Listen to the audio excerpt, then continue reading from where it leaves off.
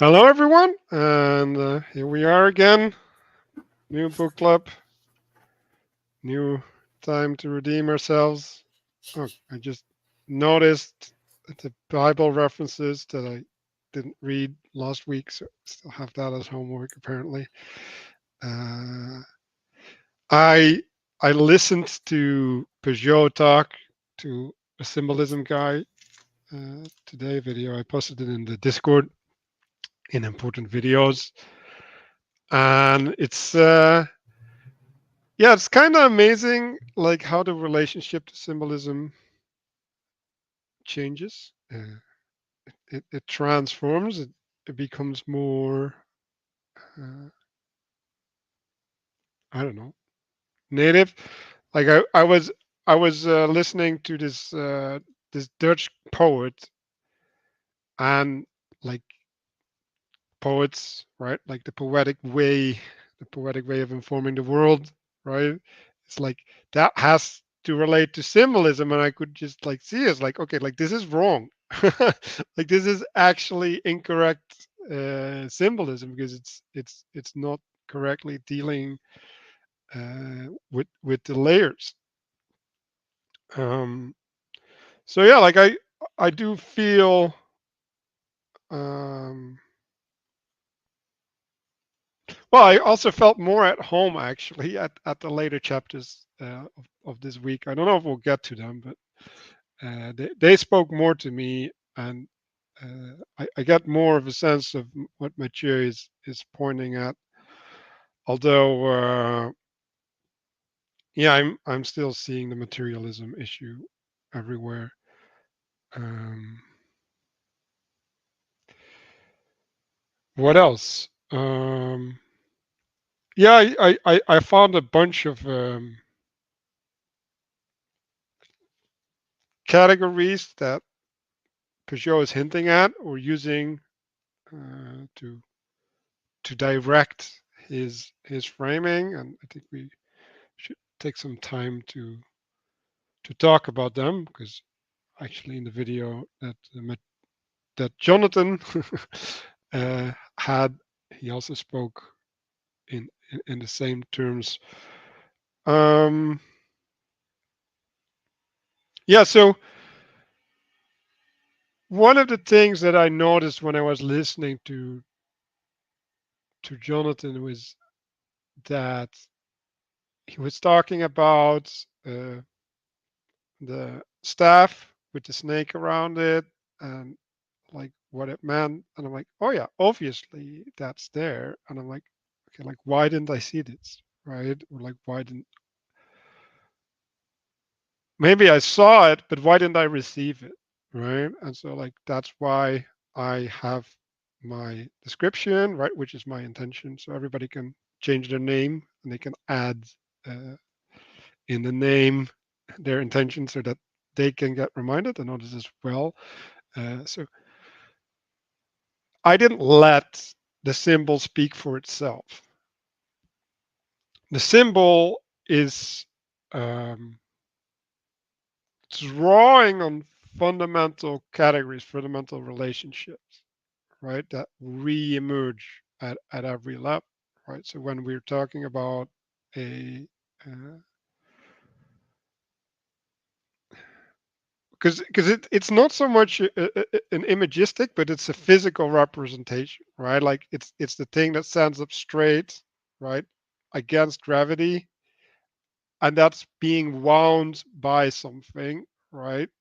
So the winding, right, means there's a movement, right, and then the thing that moves is not straight, all of these things, right, and then you can have something that binds, right, like a vine that's too strong or something that's looser, right, and all of these things are in there, right, and you in relating to them you have to let them come out, right, like you have to find a way to have them speak for themselves to you, right, and then from there uh, give meaning to what you engage with in the world, right, because that's ultimately why we're doing this.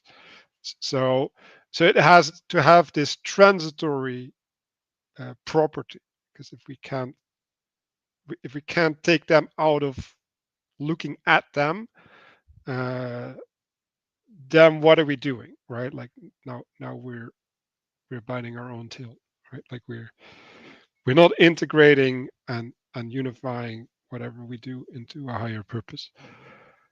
So uh, that is my reflection upon the week and my intention. So, Castle, do you want to go? Thank you. So my week, and it's kind of reflected here in my little title there, is I've been kind of surfing the flood. Every single thing I've been trying to mediate and have dry land for has just been getting exteriorly flooded from every direction. And like I've just been experiencing that so much this week. I'm having, in a sick sort of way, fun.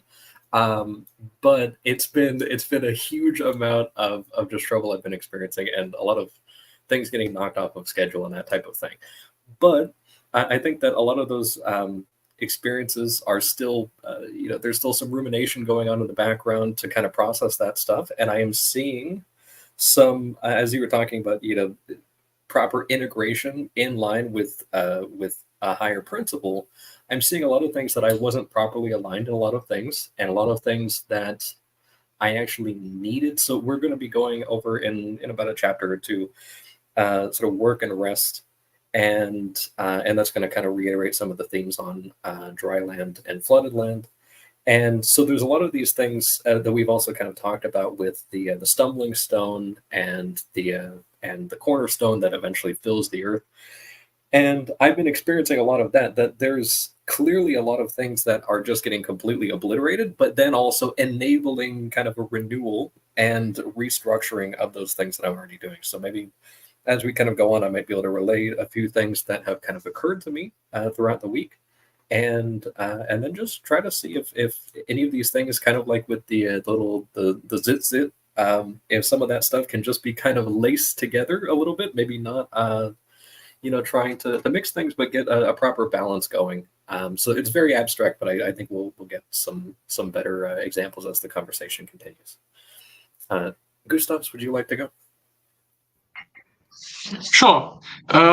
Sorry, I've been gone for a couple of weeks. I was on a trip, and yeah, kind of a holiday abroad, and it really has produced, or in some way has produced, some kind of pretty big change in me in perspective. It's let things pass back home, which includes the book club.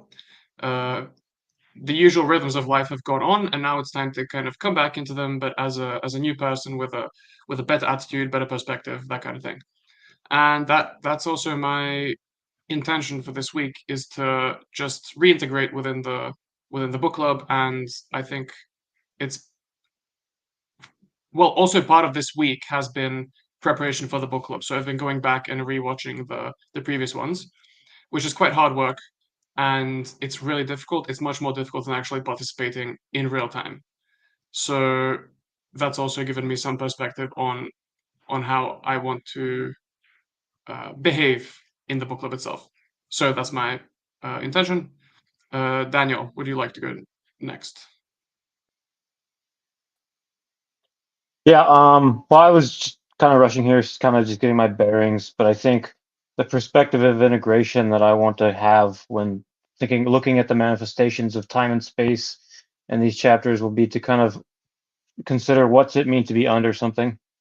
So as we're walking through the chapters and thinking about, dry land, flooded land, etc., and the other manifestations, that's kind of the perspective that I'm gonna try to hold.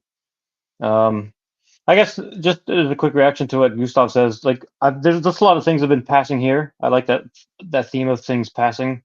Yeah, I made a lot of good friends in the last year, and some of them are leaving, and so blocks of time on a schedule will open up, and there's suddenly more space available. So that's kind of another sort of a perspectival meditation that'll be as a second kind of frame I'm gonna hold. Manuel. Mark's time. Yeah, so the past week has just been very chaotic, right? The chaos is increasing in general. So I'm watching people not acknowledge, that the game has changed, that order itself is at threat, right, or under threat.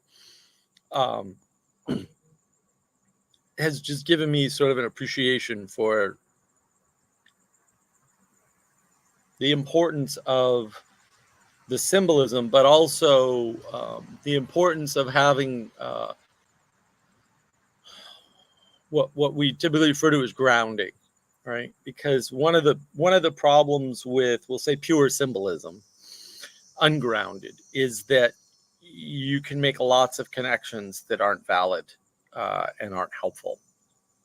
And I think that's a lot of what we're seeing. And so my intent is, as always, to sort of help participate in the book club and the understanding in particular, uh, but also to kind of reflect on how we can understand how symbolic representations help us to adjust our grounding when we maybe don't have a good sense of it already. So that's part of my intention now.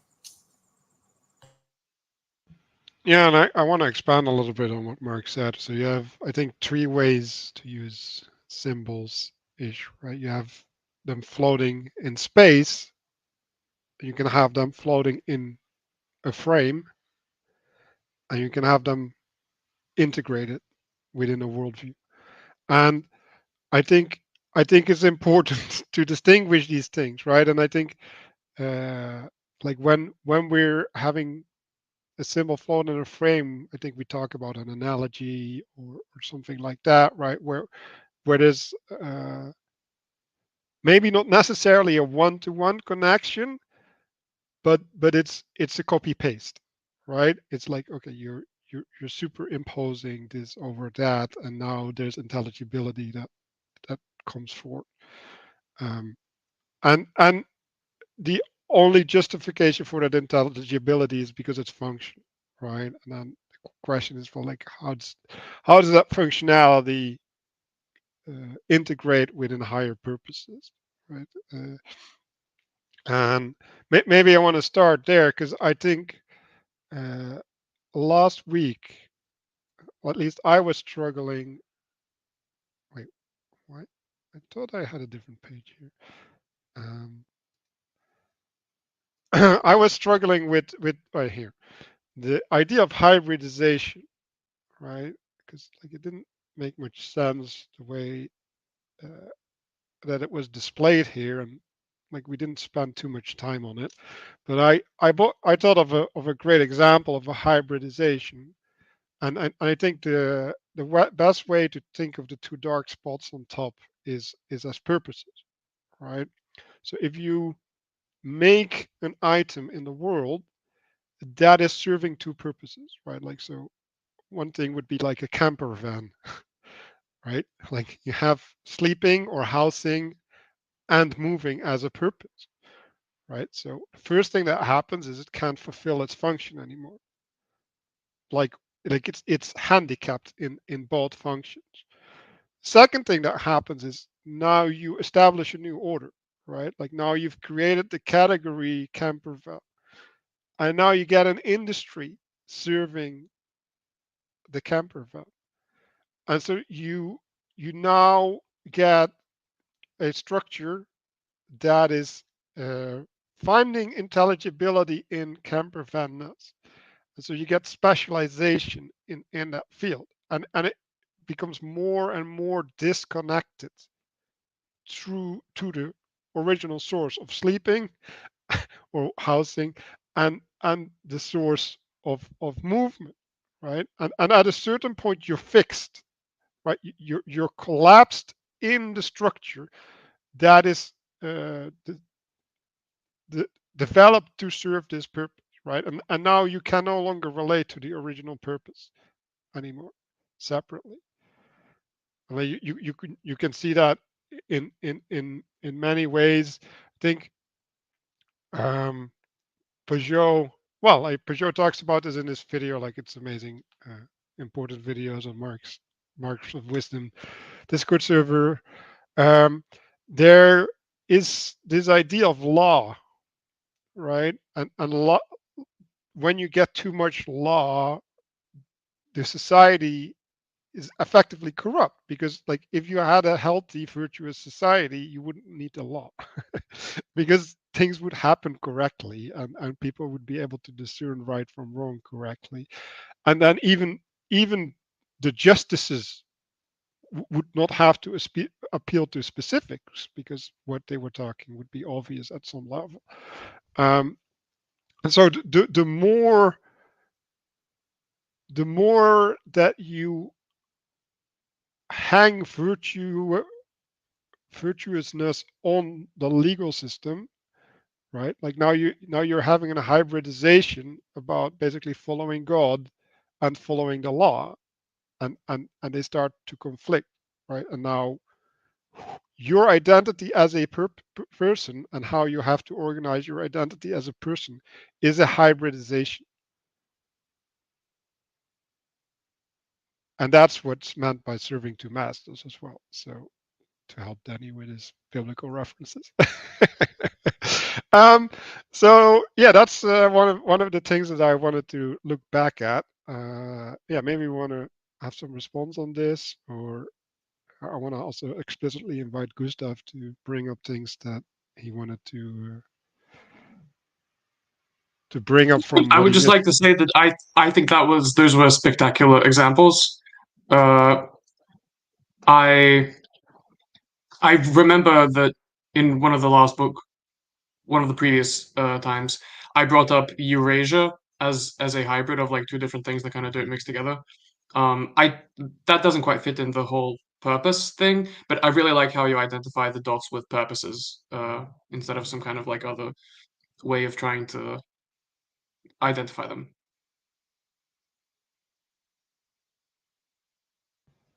Yeah, Gustav, did you have anything that you were unclear of in your reflection on the last weeks?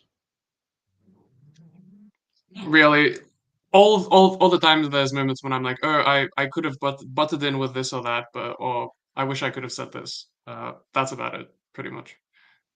And to be honest, in reflection, a lot of that stuff, I'm never going to bring it up, and that's okay. Yeah.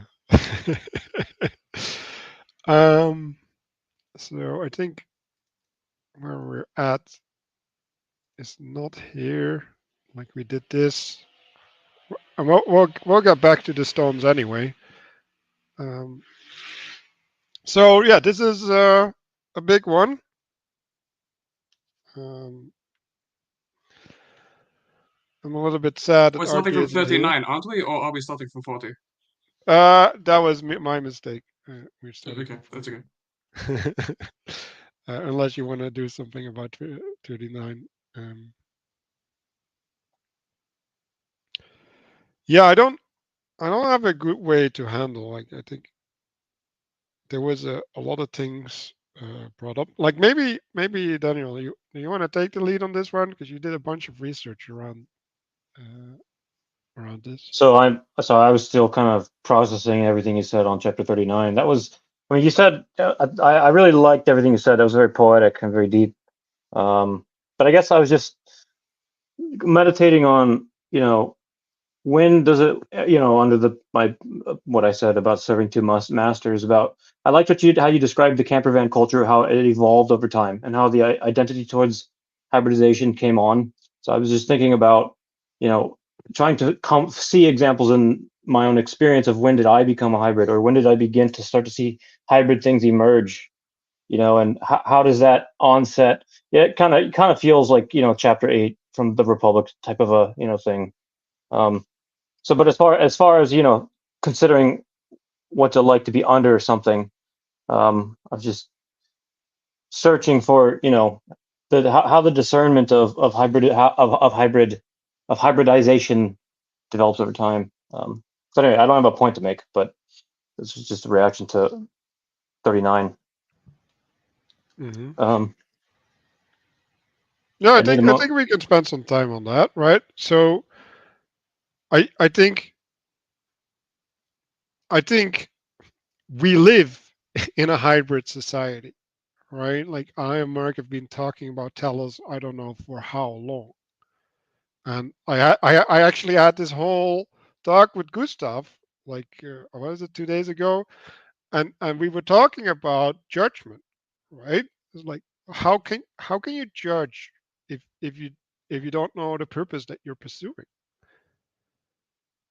right? So if we're trying to include everything, right? Like that's active hybridization, right? Like because it's basically it's stepping away from pursuing a purpose, and it's having the activities serve the ingredients, right? It's like, okay, I'm gonna cook.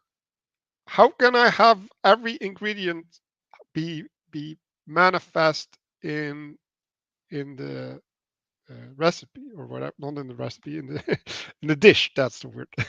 And um, yeah, like in a little bit we'll get into what was it? Well, yeah, this idea of absurdity and cycles. Yeah, like I lost it. I had a good point, but I'll get to the point. Well, I wanna chime in real quick on telos, or final cause. Um, it, look, not, you can't take a single thing and make an answer. That's never going to happen. It's where people get confused, right? And there's an illusion in, we'll say, the recent times, the age of gnosis, where there's an answer to things, and it's an illusion. There isn't. They're making a bunch of assumptions, not telling you about them, assuming you're making the same assumptions, and then providing you with something that alone wouldn't work anyway, but you think it would, because you think, when you think of an answer, you think of the path to enact the answer, or to make the answer come to be or something. And so again, you're missing a bunch of components, and they don't, people are not making that clear enough. And so we end up in this strange state where you can look at telos or final cause and say, aha, right, all I need is a final cause. But again, if you're ungrounded, your final cause might be wrong. Like if your purpose, if your telos is to make everybody equal, like everything's gonna go bad from the word go and get worse with time. And I guess a new video game released called Concord, and it was $100 million, or maybe much more than that, and they shut it down after 2.5 weeks because it was garbage from the start, and it had a bad telos. Now, there was no reason for it to have that telos. Anybody looking out in the world who was grounded would have known this is just going to waste a lot of money and cause a lot of problems. And both of those things happened. So we have to point to telos. We have to talk about purposes and final causes, and because that is how you judge. But you can't use that alone. And the connection between your grounding and your telos is the symbolism that we're talking about in the book, right? Or symbolism as such. And I would hesitate to say all the symbols you need are in this book or anything like that, although that's quite possible. I've never given it any thought in that frame. And there are different frames to think of it in, right? Like the frame that we're in, again, explicitly. This is, one of the nice things about Matthieu's work is cosmic symbolism in Genesis, a commentary. That's the frame you're in, right? And then the language of creation is embedded within that, right? And it sounds like a backwards reading because the title of the book comes first, but it's actually the correct way to read correctly written and titled books.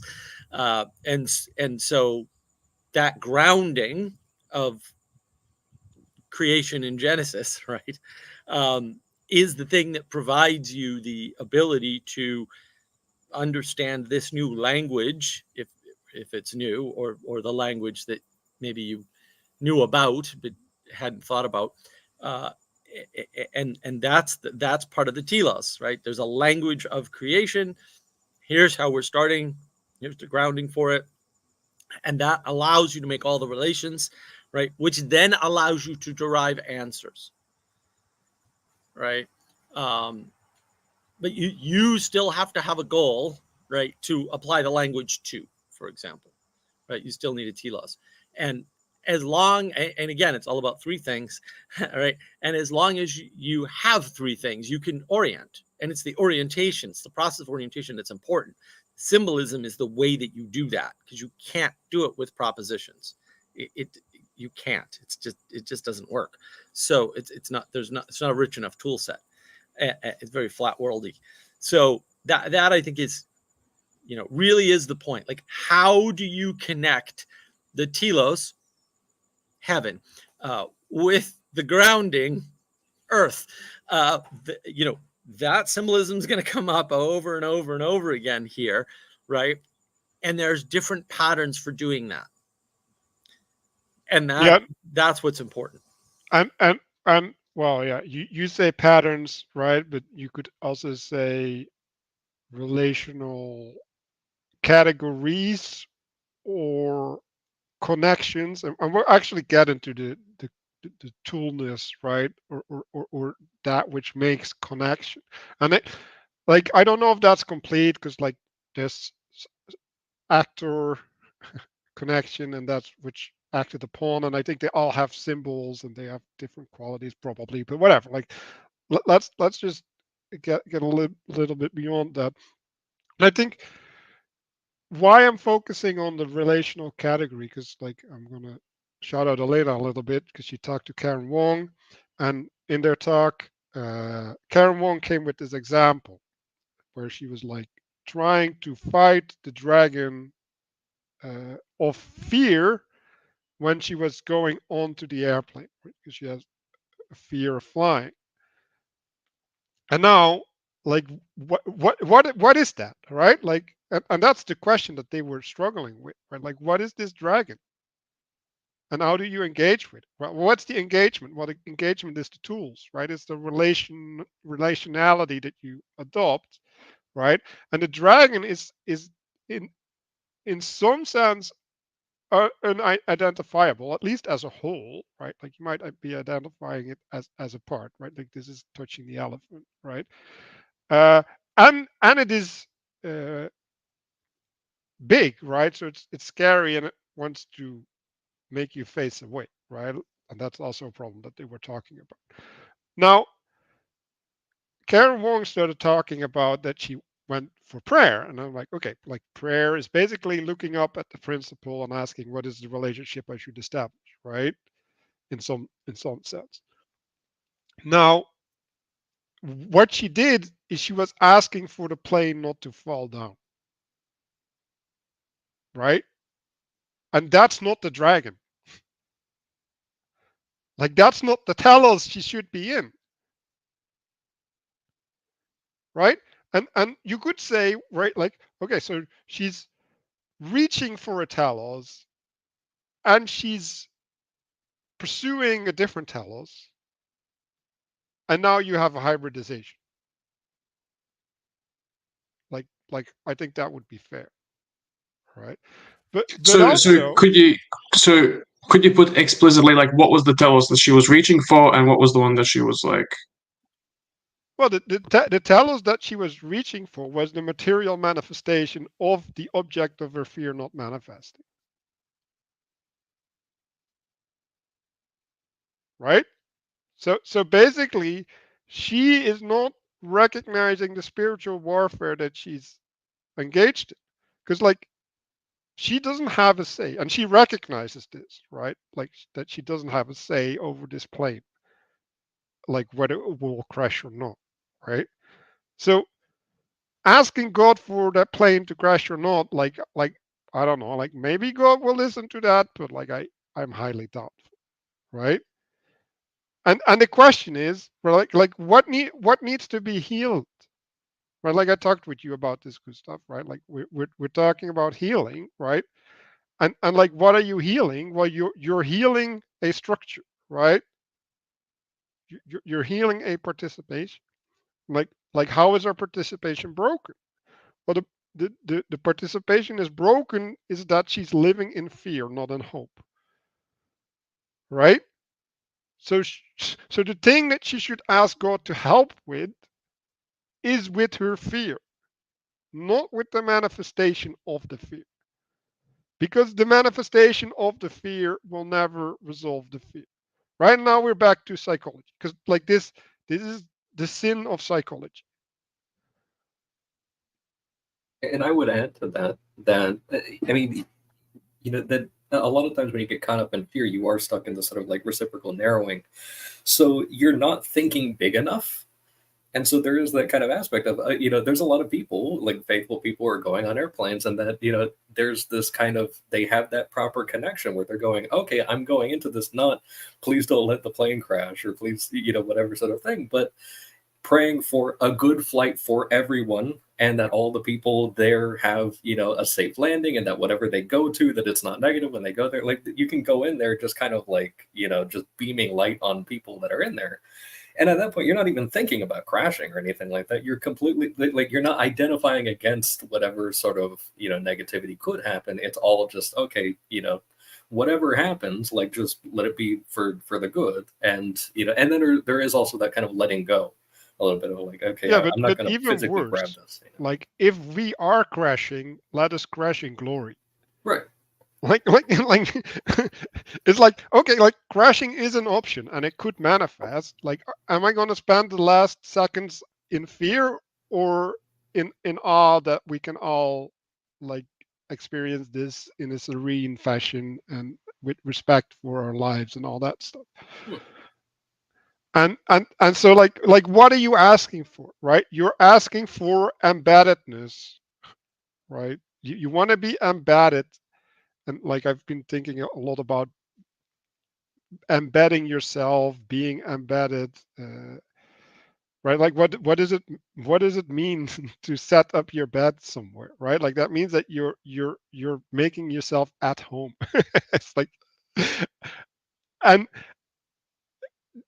well, like we can reflect on this in a later chapter, because I think these later chapters are actually really appropriate to think about this, right? But the reason that we went into this is because of telos, right?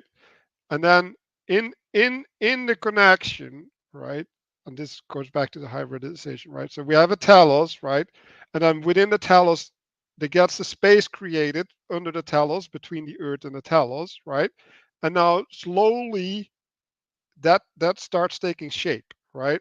That starts to go here, right? Like the structure starts to conform, right? And so if that telos is wrong or incorrectly adhered to, that which will start to cohere will be corrupted.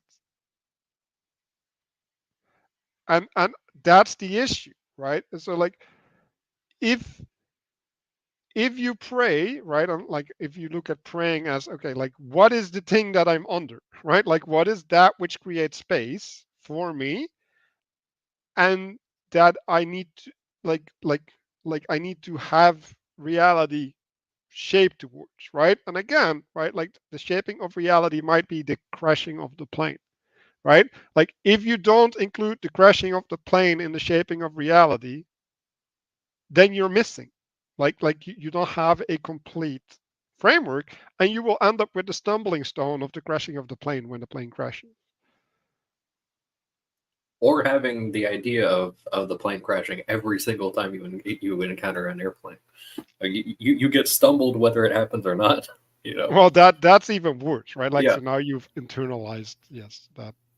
Yeah. Exactly. It's like you're crashing in an airplane whether or not it crashes every single time, at least once. Right, and like what's worse, right? like Yeah. Yeah, I'd rather just the one, please. Could I make I want to tie something really quick with between, because you went back to digital page 119, and I'm going to kind of tie a quick observation I made when we were back there that will become relevant here once we get into chapter 40. So 119? yeah, the one with the This hybridization. one, yes. So I wanted to make a quick point to also kind of tie together a little bit of what both you and Mark were talking about with the connection to the higher principle. So something that, and of course, you can make these diagrams as complex as you wanted to if you wanted to go that far. But I just wanted to point out a couple of little things that the two, as you described them, purposes on the left side are not at least visibly connected to any sort of telos or higher principle, whereas they are on the right side. So you can kind of assume as the kind of interpreter here that there is some sort of principle above these things, but it's also not visible at this time. So there's no clear connection between those. And I'll also kind of, as I tie this in, you see the clear connection on the right side diagram that the lines are actually connected, versus on the left side you have questions, little question marks in between. So there is that kind of incongruity. Everything is kind of aimed downwards, or there's it's necessarily kind of going down as a result of not being connected to something higher. And I, this is one of those things, and like it's something that I've experienced myself, where you kind of are in a family with kind of like a mixed faith marriage or something like that.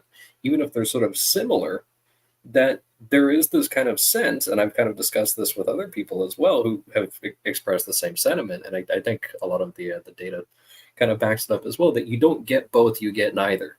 Like that's essentially what you get Yes. is exile, right? So it's like that's the end, like explicitly and interestingly, kind of like that the connection to the past, I guess you could say, or the first principle is something that I like won't go into a huge amount of detail, but like on my paternal grandparents' side, there was actually like a threat of the house being burned down that resulted in having to move out of state, and that was like an explicit sort of and that was as a result of the marriage. And so that was an interesting sort of like very explicit example of this, the two principles kind of aligned with the different purposes not matching up, and then you have this complete like incongruity and then exile. And it's like that was something that like experientially, like that's a thing that people could actually very much experience. So I just wanted to point that out, and then tie that the point about the connection between the lines there to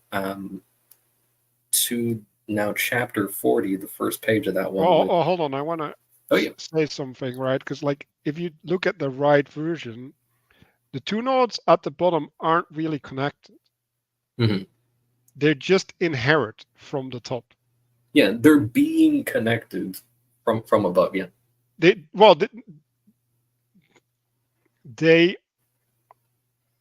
commune Yeah. in the top. Yeah. And thereby they can coexist. Like Yeah. their coexistence is allowed by the top. Mm-hmm. Okay, now we can go.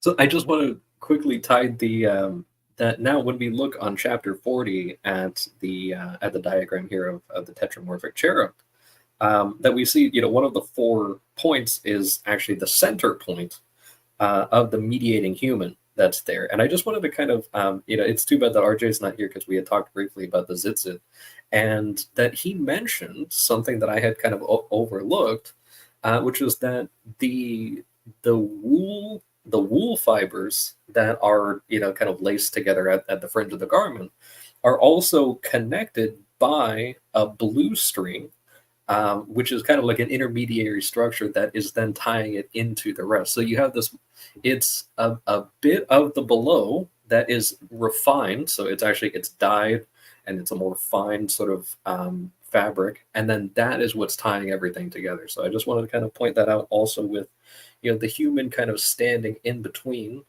the sort of lower animal things, while also kind of being comprised of its materials in many ways, but then also kind of being support and like kind of mediator downwards as well.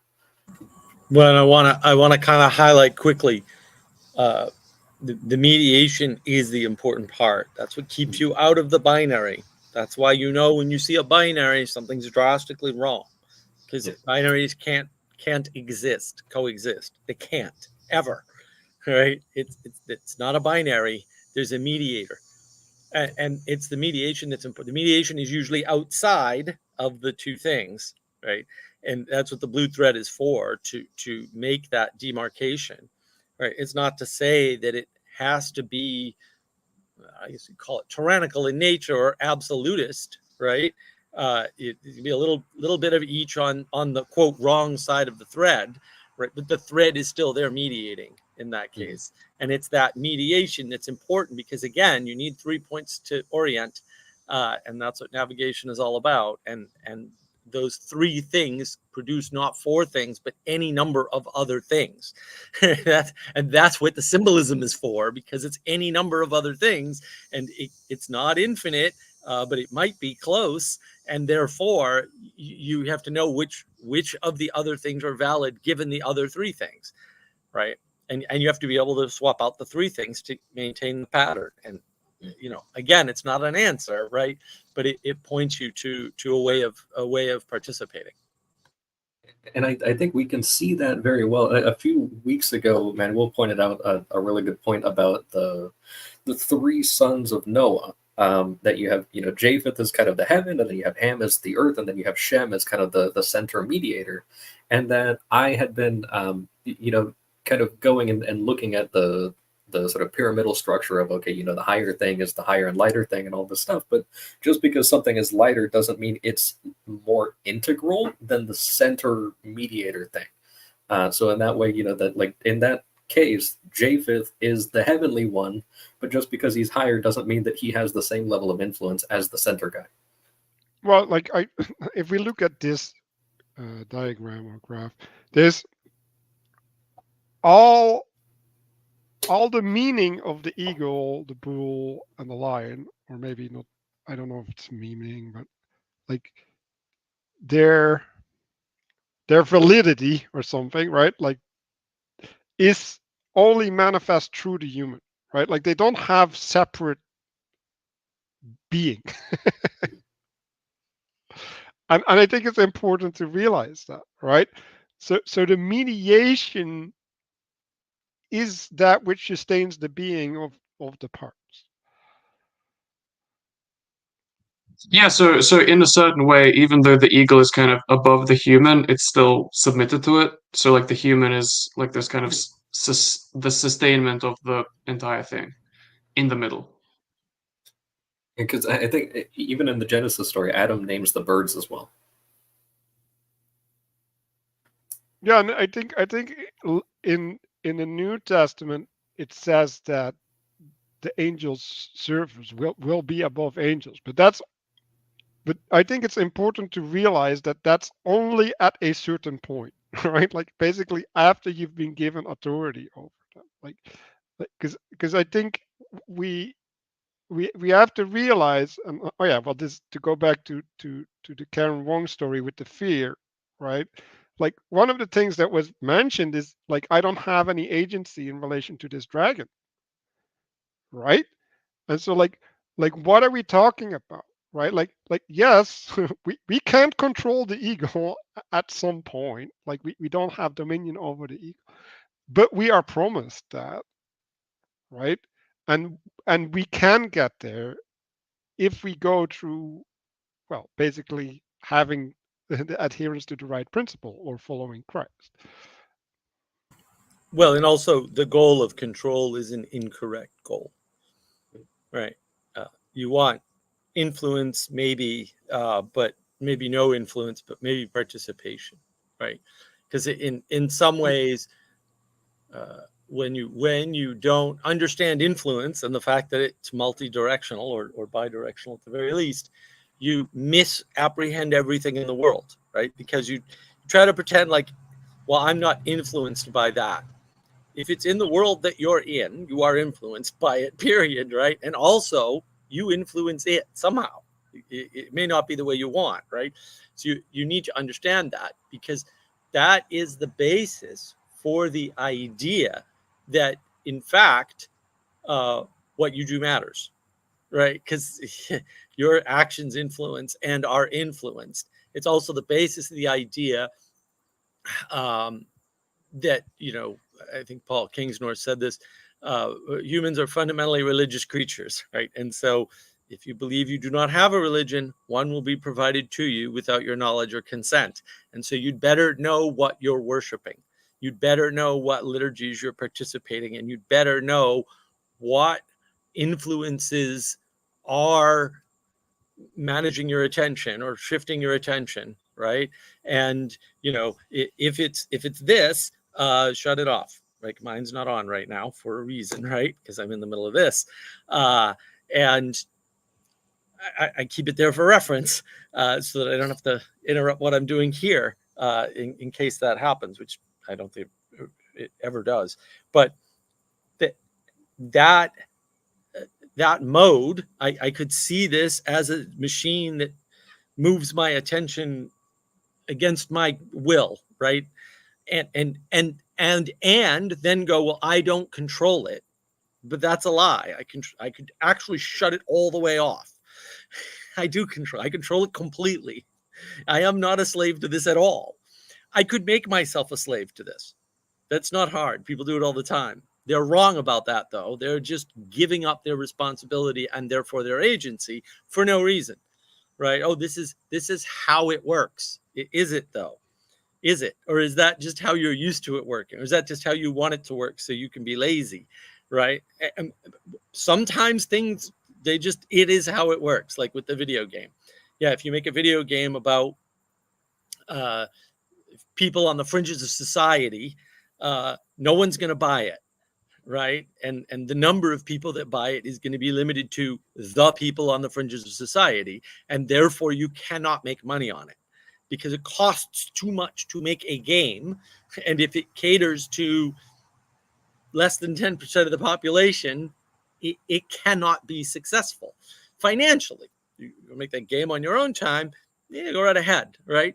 But that's not the way it works. So it's not like not the way it works is not a thing, but you have to be able to discern, is that actually how it works? Or is that limitations I've placed on the world that aren't real, that they don't exist, or they don't have to be that way? And you need to understand that, because that's the difference between being on the plane and having your attitude spread out to the moment, or looking up, right? As Castle exemplified, right? Looking up. I hope everybody has a good flight.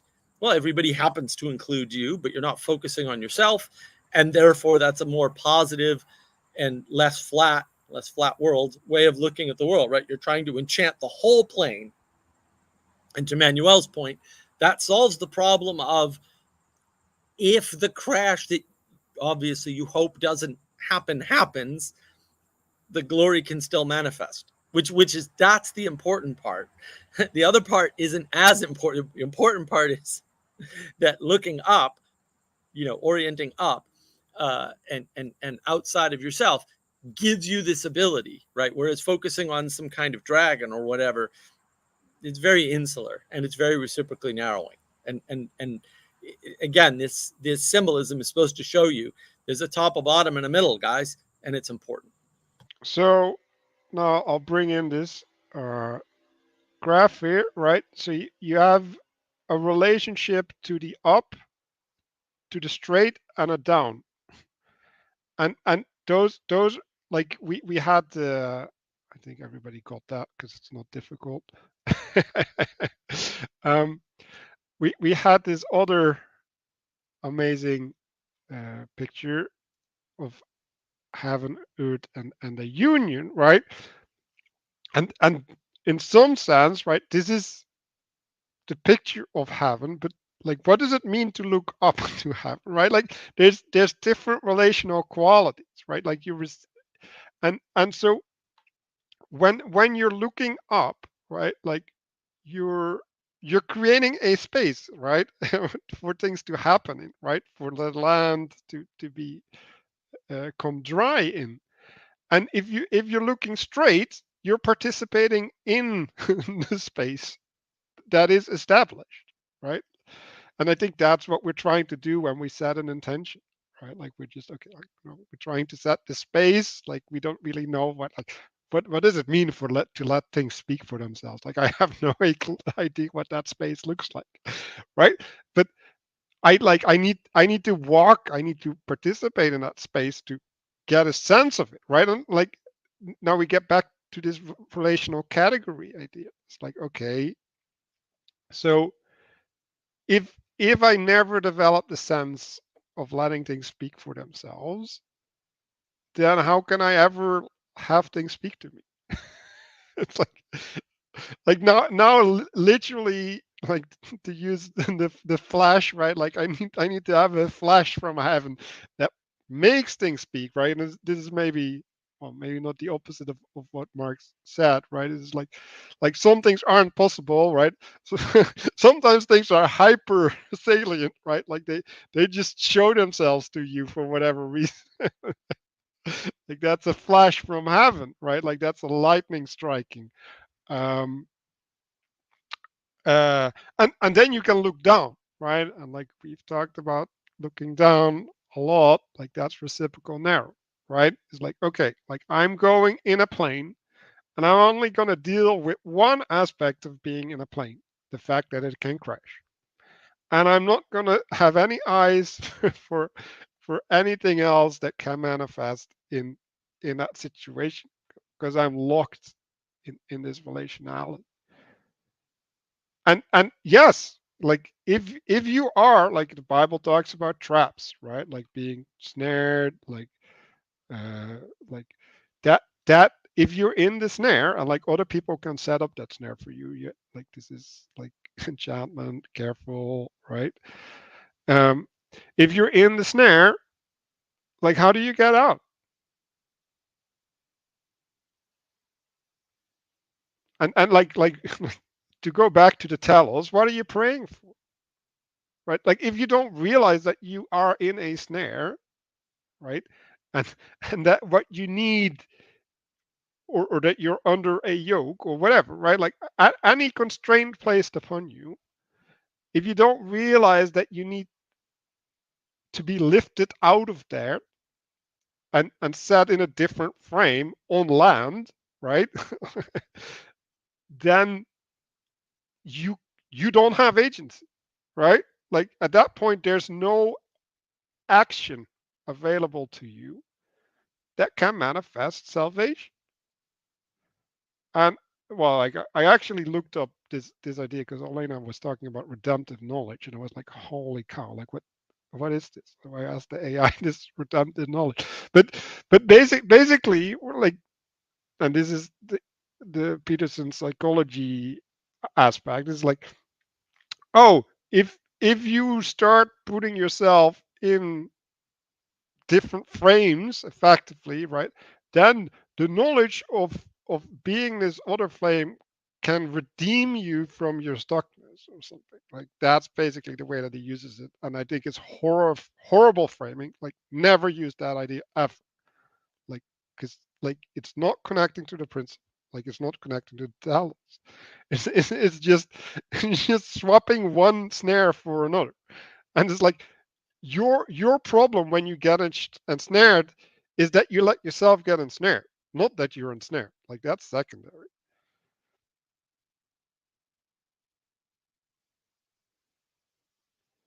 Teach your man to fish, right?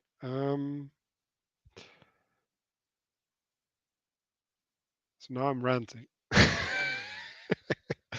We want to go back to the book, or is there more? Yeah, does anybody have any notes on this particular chapter or anything that they want to highlight or questions? I mean, did we get this? I think I have something to say about like the next page, but not this page. Danny, are you good? Like, Yeah, I'm still absorbing everything that you were saying, Manuel. I mean, so this morning I was reading this chapter in the gym parking lot. I was meditating on divine revelation. Where did it say? The patterns of metacognition through which the creator is revealed to the prophet. There's another line somewhere else. I don't have it in front of me. But anyway, I really like what you said about if you never let things speak for themselves, how can you ever allow things to speak to you? So anyway, as I was reading this, I don't know, I just kind of like stopped reading and looked up, and I had like a nice view of trees and the sun and everything. And I was just kind of watching my thought process as I changed my context from thinking in one kind of way about what divine revelation is to shifting my attention under potentially a different purpose, in terms of thinking about what does it mean to understand this. And then, as I kind of look up and I just decide to chill out for a minute and kind of enjoy the view. Sort of, I don't know if this sounds kind of crazy, but I'm sort of attempting to. There's something. Anyway, I was just sort of trying to just experience that as I read this chapter. So for whatever that's worth. Yeah, and like that's good, right? Like you try to embed yourself in, and only then, right? Like only then when you're like, oh, like that, what happened to me is corresponding, right? So there's a, it's using the same word, right, in some sense, right, or the same relationship, and not, then you can start seeing that, right? Like if you never make that space, it's like it won't happen. Okay, Gustav. Yeah. So talking about how the cherubim they create the space for the divine revelation to manifest. So it has four directions, right? Which is fine, but um, I've just been thinking a bunch about the other pattern, which I also brought up another time, which is how you have this the divine space which is in between the two cherubim, which are on the Ark of the Covenant. Like they are also kind of flanking the revelation that is in between. Like they also kind of create that space. And that pattern comes up a bunch of times. And sometimes that space in between the cherubim is empty. So for example, so some more biblical examples. For example, after after Christ's resurrection in his tomb, he has one angel standing at the head and one at the foot of the what's it called, like the slab where he had lain, right? And there's like the empty space in between, and that's Oh significant. yeah. Mm. And then you also have a similar pattern, which is that Christ also has a donkey and an ox at his cradle. And then you also have, what was it, Moses and Elijah, which kind of flank the the third angel in the middle. And I do like I'm just offering up some examples because I'm really excited by them, pretty much. But it's a different kind of space, like this is in this chapter, the space that is presented is one of the cherubim where you have the four directions, and then you have this kind of polarity where you have the two poles of something allowing for the space in the middle. And it's kind of similar also, I think, to how you have the waters being separated, and then you have the space in between where the tree can grow, or something like that.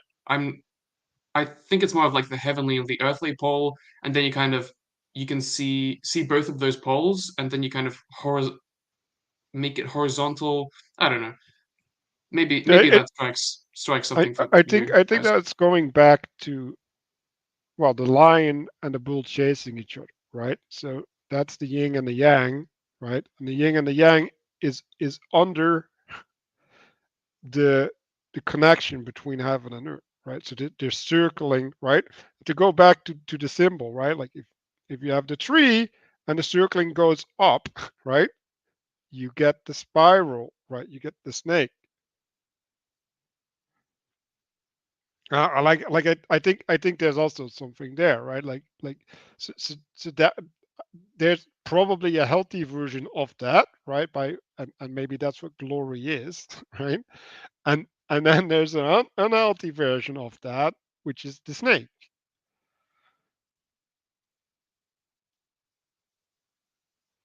We go into the next couple of chapters.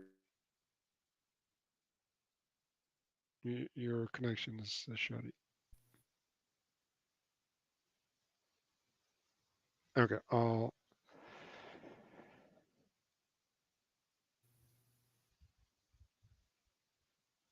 talk a little bit about the comment at the bottom.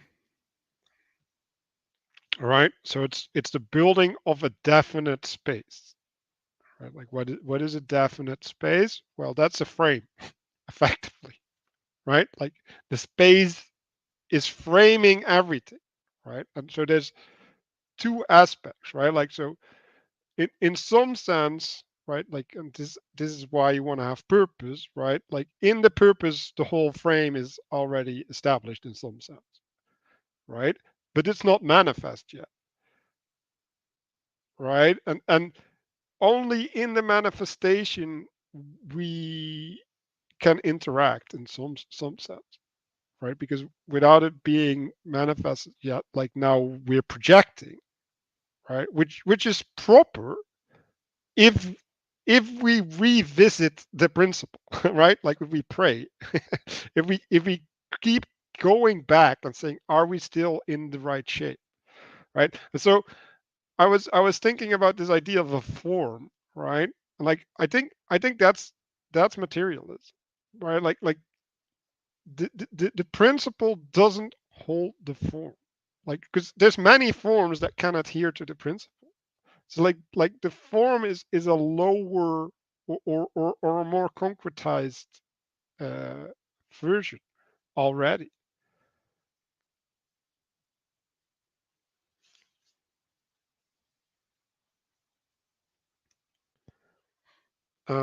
Yeah, Um, and holding to a certain form, even though another form might also fulfill the same principle. It's kind of like idolatry to some degree. yeah,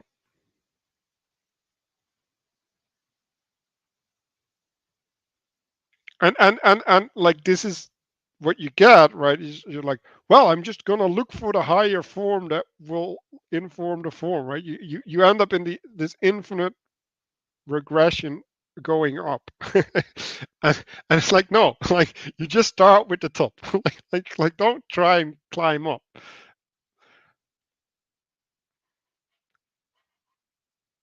And then in some sense, right? Like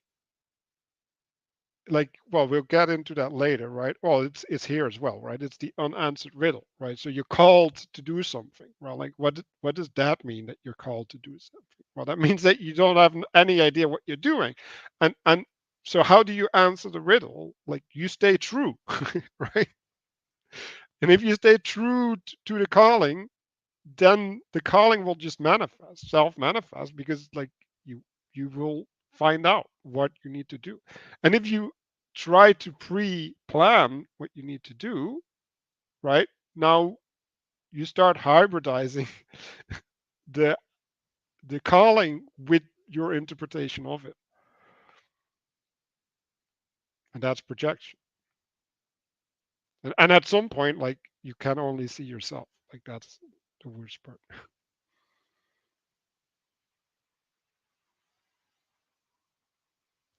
Also, sometimes maybe you have a situation where you've only ever seen one example of how it's done, and then you can't really tell the difference sometimes because we're stupid.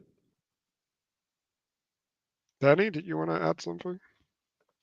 I mean, I was just sort of thinking about. I like the example Gustavus gave about proper space. I was thinking about the proper space for divine revelation this morning. He mentioned some. Was it a tombstone? An angel laid something at the head and foot of something. What? But Yeah, this so idea. one angel at the head, one at the foot. Of Okay. Christ's what is it? Tombstone. Yeah. No, there's no tombstone. There's the thing that carried him, whatever. Like So just well, the image of a spaces in between. You know, sometimes there are images of there being gaps between like sin and purity, for example. But I was thinking about two notes in the right tune in the right space apart is harmony, and the harmony is a third thing. And if hybridization is bad communion, then the purity of unity is important to create harmony. You know, so I was thinking about harmony as being as everything in its proper place. That's the utopian city led by the good king. yeah, There's mention that the frame is yet to manifest. I was sort of thinking that as discerning the phenotype in a weird vocal speech pattern, or which ear a scale pattern do I need to put on to if I'm listening to maybe Eastern music or something like that. You know, you can hear two notes, and there is an implicit frame that I was just sort of imagining that experience as a time when that sort of phenomena might happen. I don't know if that makes much sense, but yeah, I don't know. There's just some sort of thoughts around proper space and proper space for divine revelation. Well, like a lot of times, right? Like Israel was called to worship in the desert, right? And what was Jacob was called to wander the earth, right? That's the unanswered riddle. Like what? Like there's nothing there. like he doesn't know what he's doing. Yeah, I wanna link that back to the thing that no one seems to ever talk about. It's the exploratory mode, right? The unanswered riddle is, there's probably always an unanswered riddle out there for you, right? If you choose to seek it, and then it's a question of whether or not you should choose to seek it. Different problem. Just because something's there doesn't mean you should, right? You should go after it. But that's that exploratory mode, right? That's the cycle.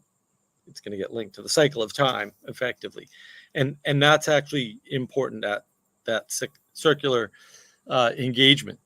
It's also the wandering in the desert, right? We don't know where the homeland is, right? Yeah, right, and we don't know how to get there. Yeah, irrespective of whether or not we'll say physically how to get there or something, because that's not what's going on there. You have to wander until you're fitted to the place that you're supposed to be in that instance anyway, and that's important to recognize.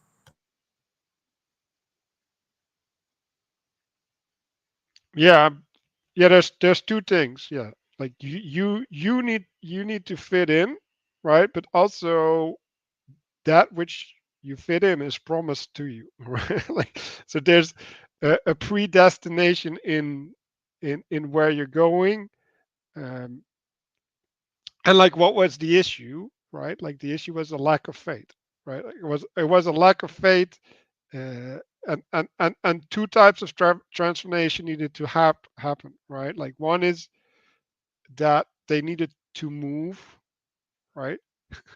They needed to reorganize, but they also needed to go up the mountain and get the commandments from God at the same time, right? So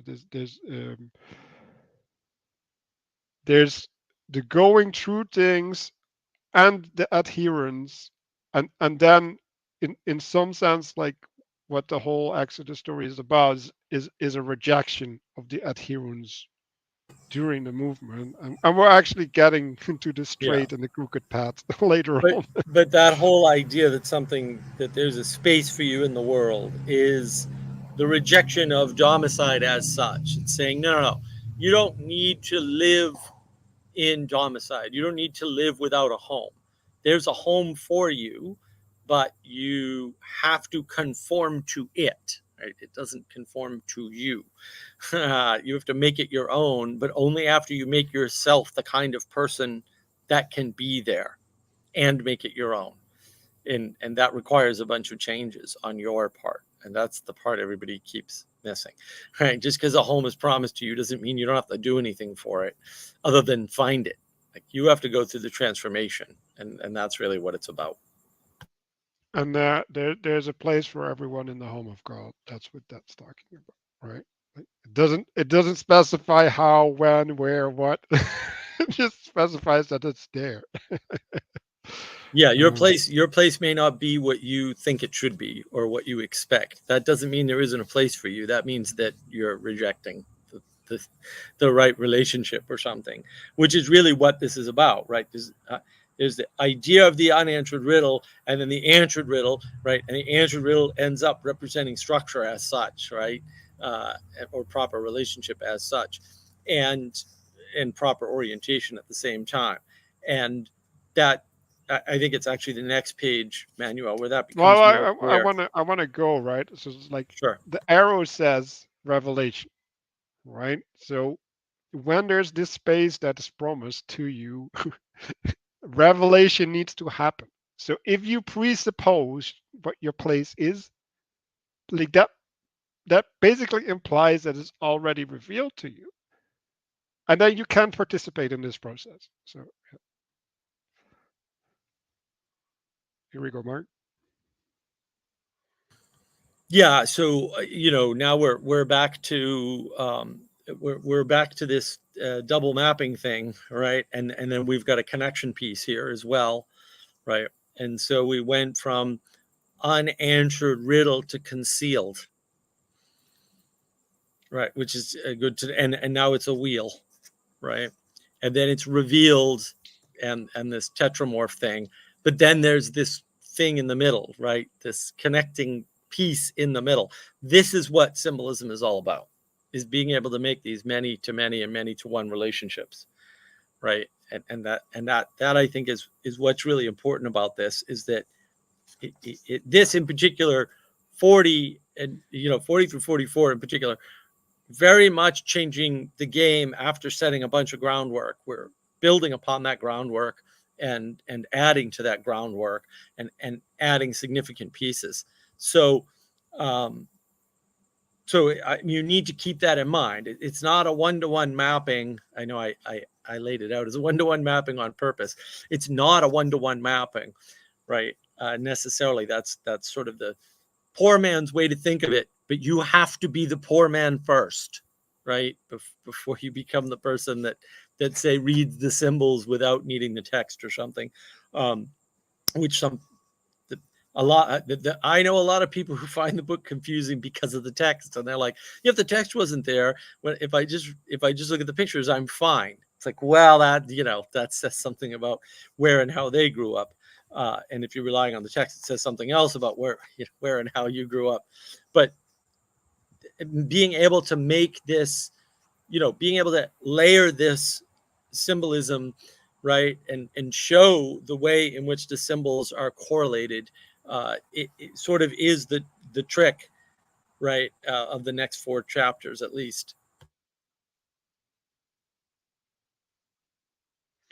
Yeah, so thing that stood out to me just now is the connection of that which is revealed to speech, right? So and we also all have to keep in mind that when we're talking about speech, we're talking about true speech.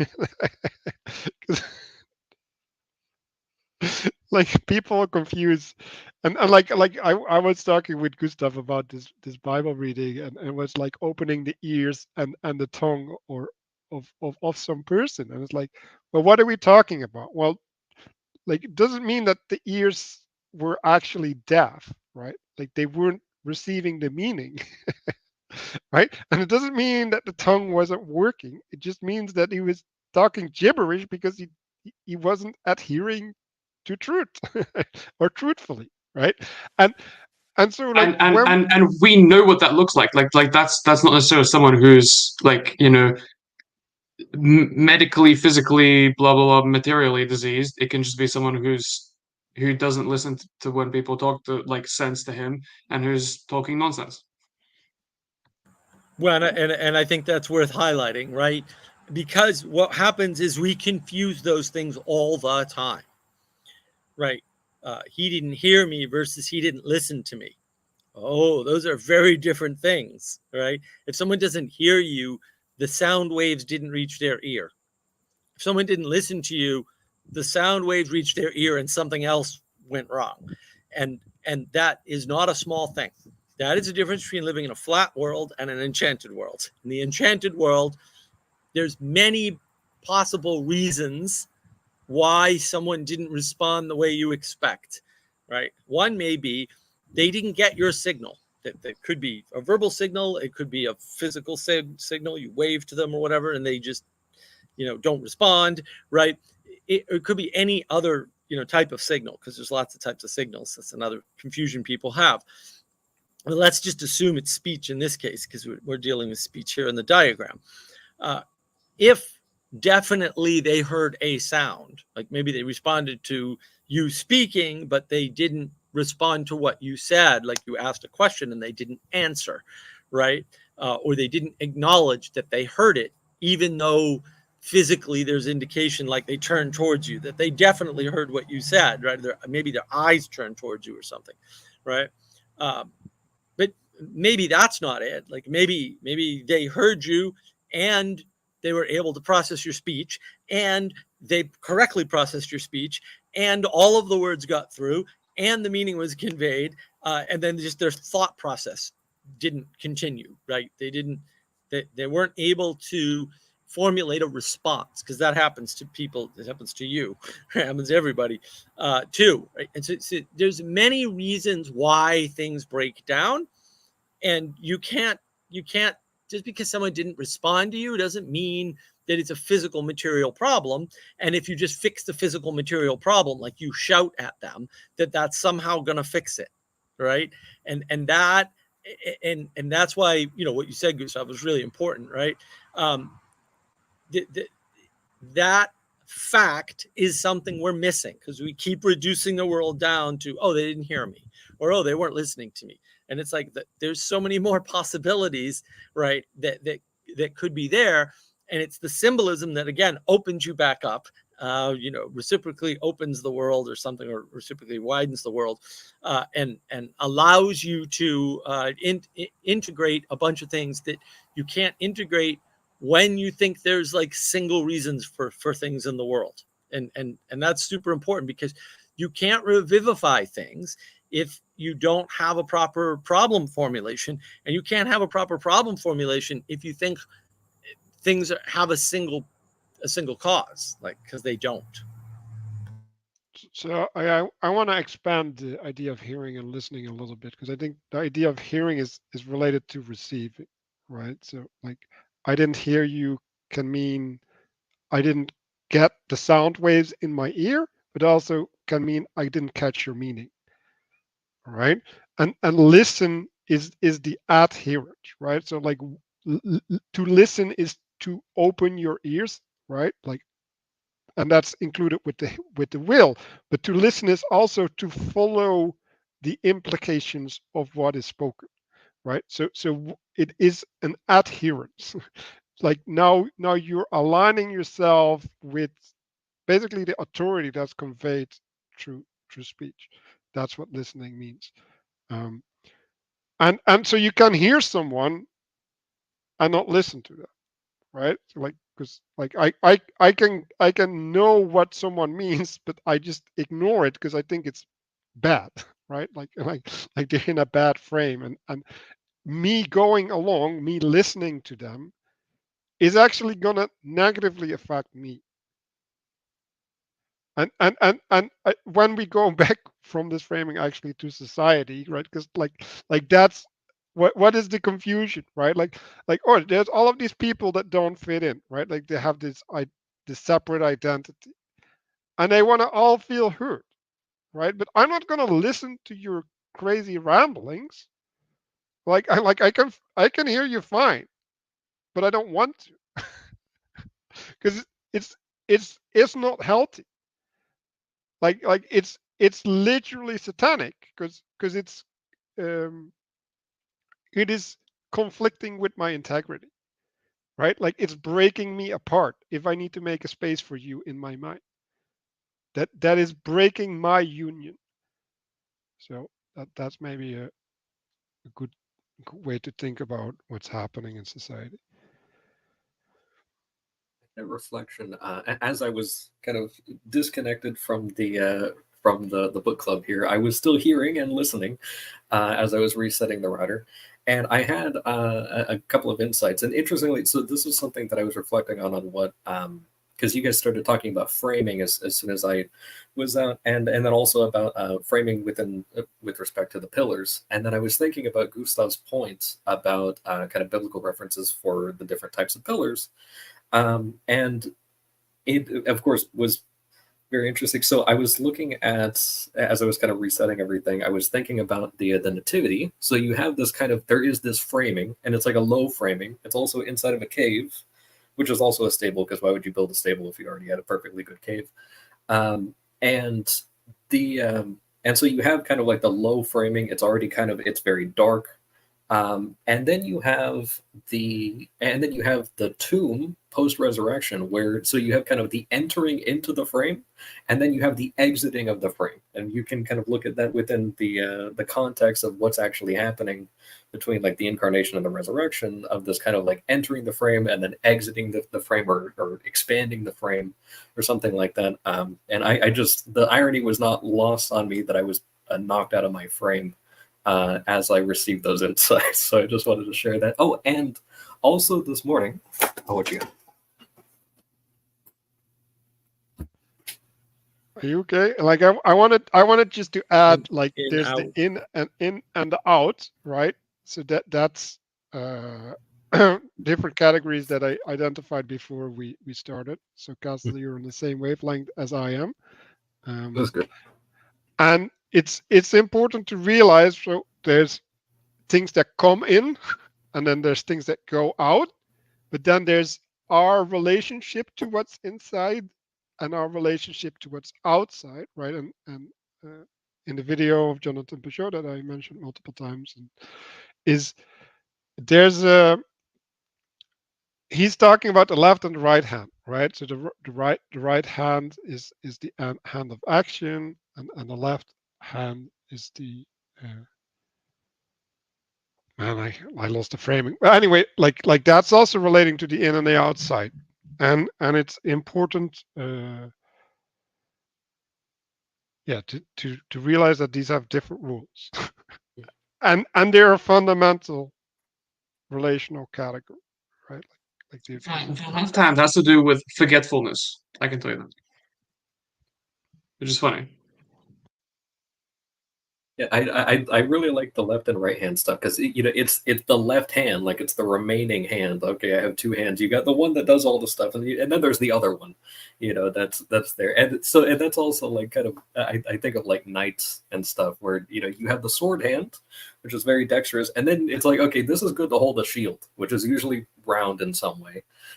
So you kind of have the two pillars, and then one is a lot of times maybe even kind of horizontal, holding a shield, or even like kind of to the side holding a shield, and then you have kind of the outstretched sword arm, is usually how I kind of look at that. And I'm seeing a lot more kind of implications with the pillar stuff, and kind of like the left or the remainder pillar, or kind of like the exterior pillar or something like that. And it reminds me that actually just this morning I heard someone was talking about, there was a Saint John Bosco had a vision, and it was really interesting that this was in the 18th century, and he had a vision of, and we're going to start getting into, I think John the other week might have had something, he was wondering about like masculine and feminine related to time and space. And this vision that St. John Bosco had was, I won't go into the whole thing, but it was kind of involving like a ship or an ark in kind of like a storm-tossed sea, and that it wound up, in order to survive that, anchored between two pillars, and the left one was explicitly red and explicitly related to the feminine, and the right one was explicitly white and explicitly related to the masculine. And so that was a very interesting one. If the folks at home want to kind of pursue that a little bit, all of that symbolism is present in this book, and that was a very interesting one to kind of reflect on this morning, as I heard someone who had no connection to any of this stuff was talking about that.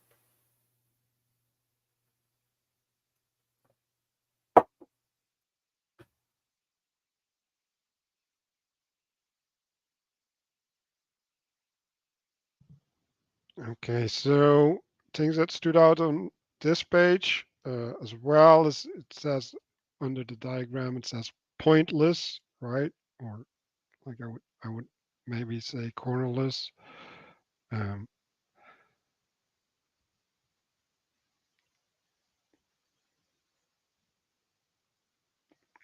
it yeah. So you can look at the square, right? Like if we're looking at it as a spatial um, thing, right? With the four directions, four winds.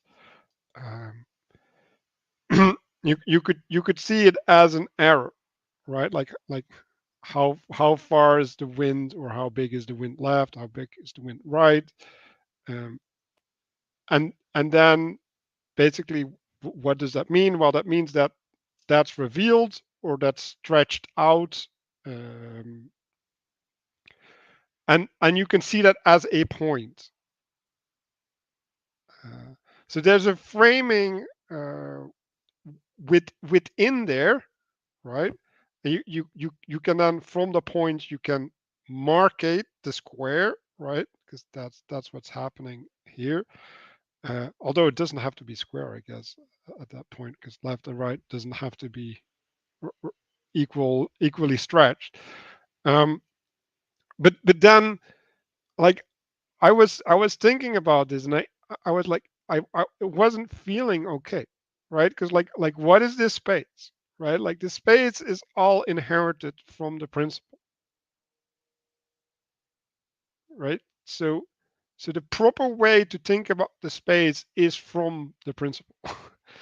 And if you start thinking of the space from the space,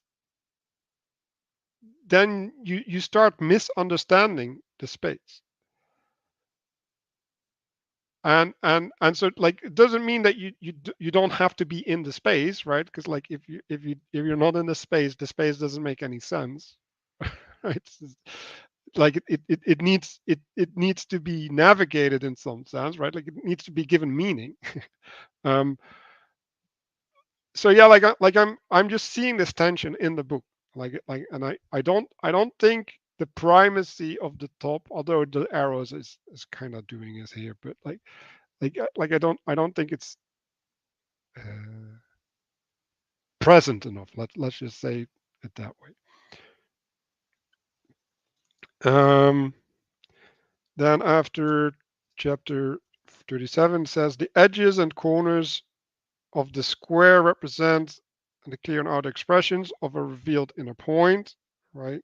So I guess the inner point is equated to the pillar, uh, although, like,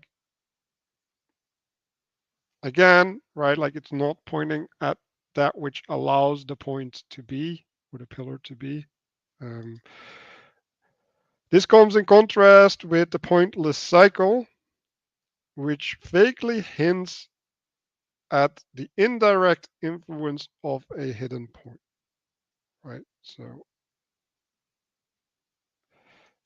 there's So it's a wall of 2 points, but it's asymmetric, and the the wheel point, the time point, is only implied, and you can't really see it, and it's kind of pointless fighting it in opposition because you don't know where it is, right? You've got to just nurture and protect the space point. That's how I see it. well, I don't like this distinction, because I think we're having a perspective from within, right? And so, to go back to the example of fighting the dragon of fear, right?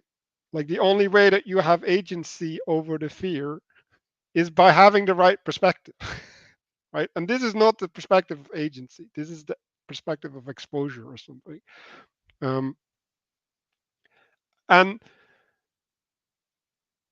I do think that the concealed point, right, especially I don't think it's as concealed as it's made out to be here. Like maybe in the context it is, but whatever, right?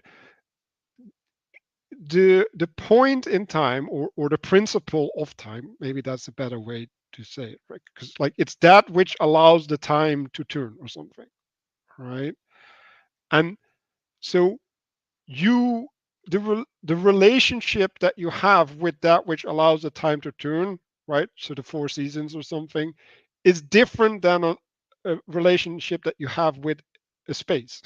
Like it's just different, and so it requires different participation. But I don't think this concealment or something is necessary, if that makes sense, right? It's ineffable, right? But the principle is also inherently ineffable of a space, right? Like both are ineffable, and And the fact that they're different, like, require it's because you relate differently, right? And like a while back, Peugeot said actually like that they're the same from a different perspective or something. Like I don't know about the sameness, right? But in some sense they're the same because they're the axes or something. They are that which defines what is around them or something, right? Like that which turns around them or serves them. Maybe that's a better way to see it, to serve.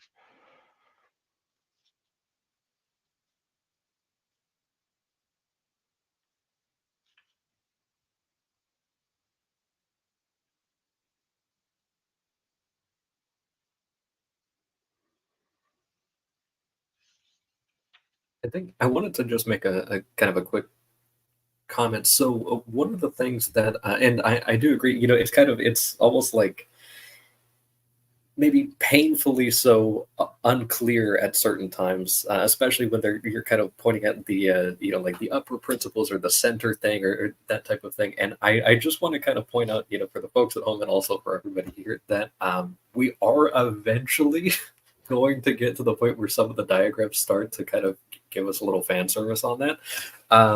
But I don't think we're actually going to see that until at least chapter 49 when we look at the Sabbath.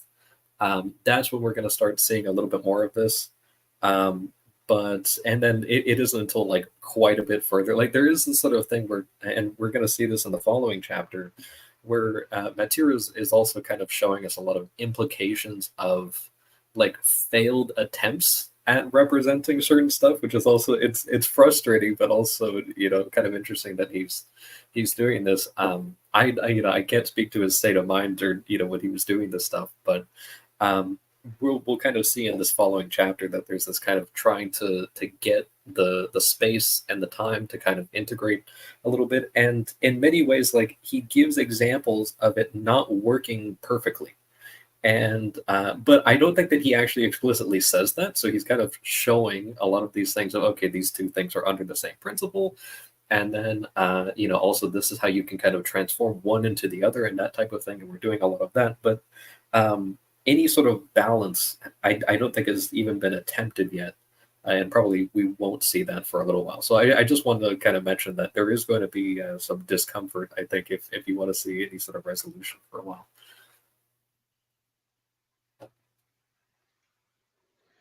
Danny, did you want to add something before we go on? No, other than I was just going to connect what you said about to the person who's speaking. I can hear you just fine. It's not, I don't want you. It's not healthy. Thinking that as being satanic. I mean, that sounds to me like you're describing purity.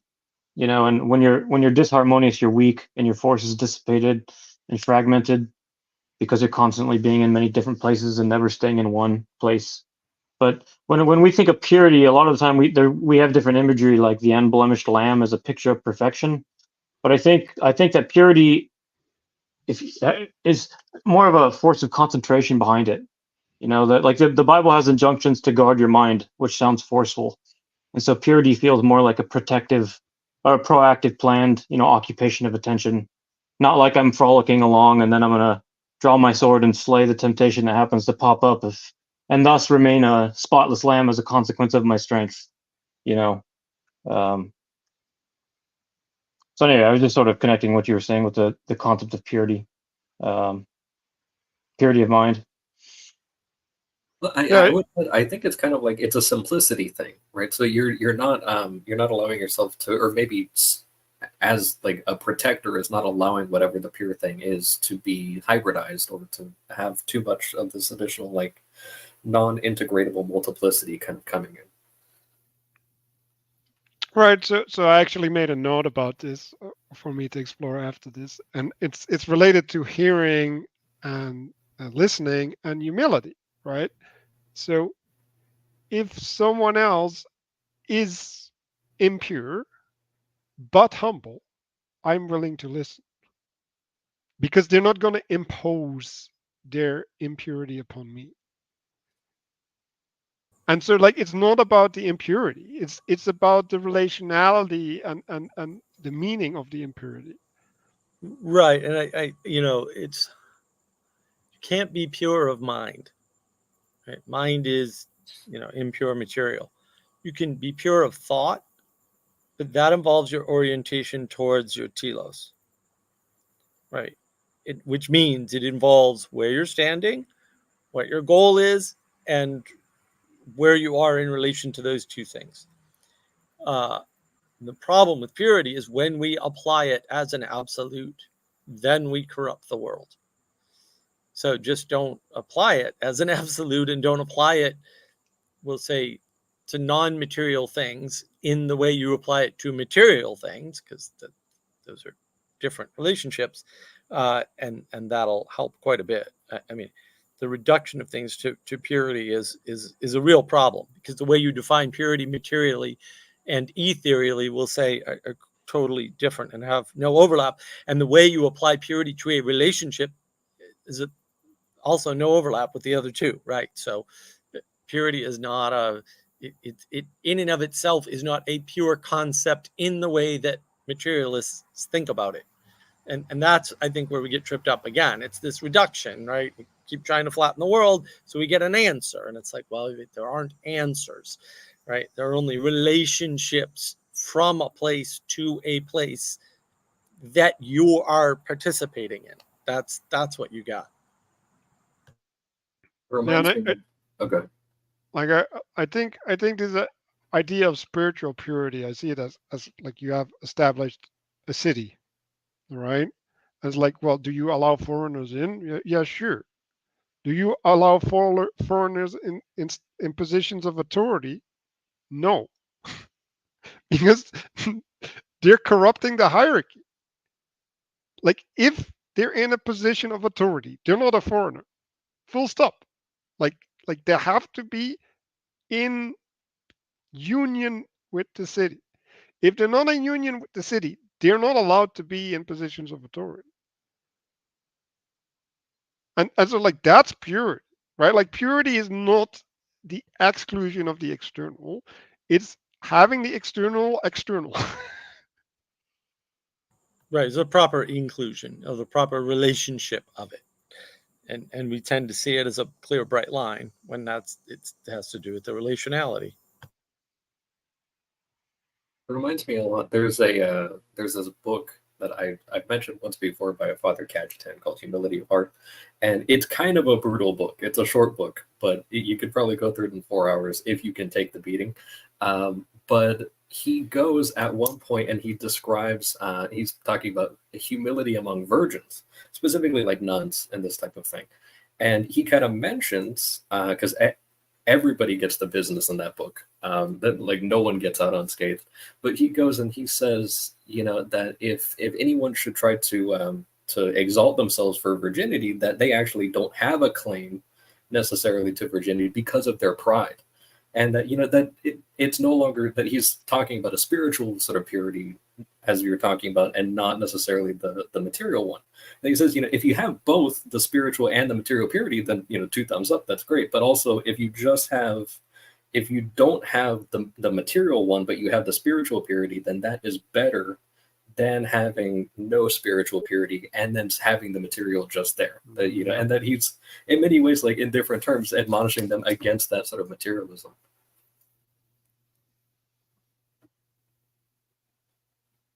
Yes. And so, like, to put that back into hybridization, right? Like, if you're spiritually impure while maintaining material purity, like, now you're a hybrid. And I think that's, if you are materially impure but you're spiritually pure, now you can be redeemed, or you are redeemed. Like, I think actually that's the definition of redeemed, right? Like, it's having the material sin, or the flesh sin, and recovering the spiritual relationship after the sin occurred. Okay. Now let's see how far we can get in the next chapter, because we didn't go fast. So, work and rest. Um,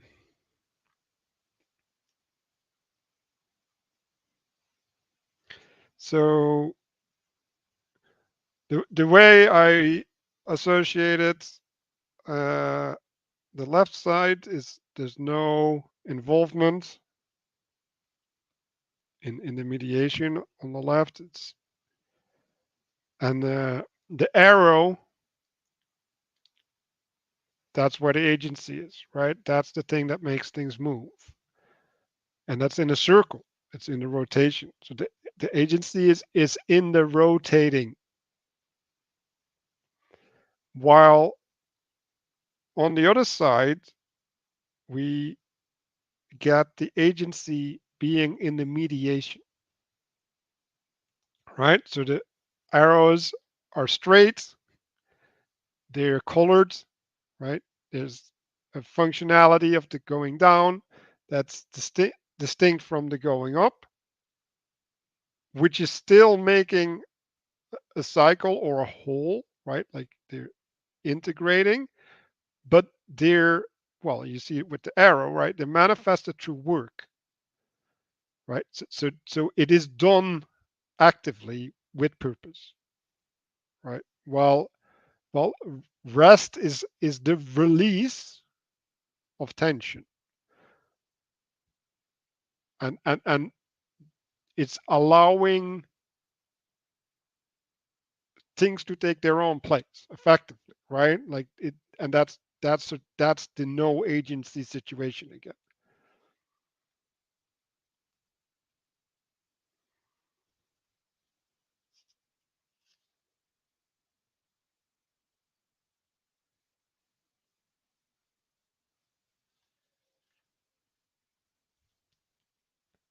Did anyone want to reflect on that?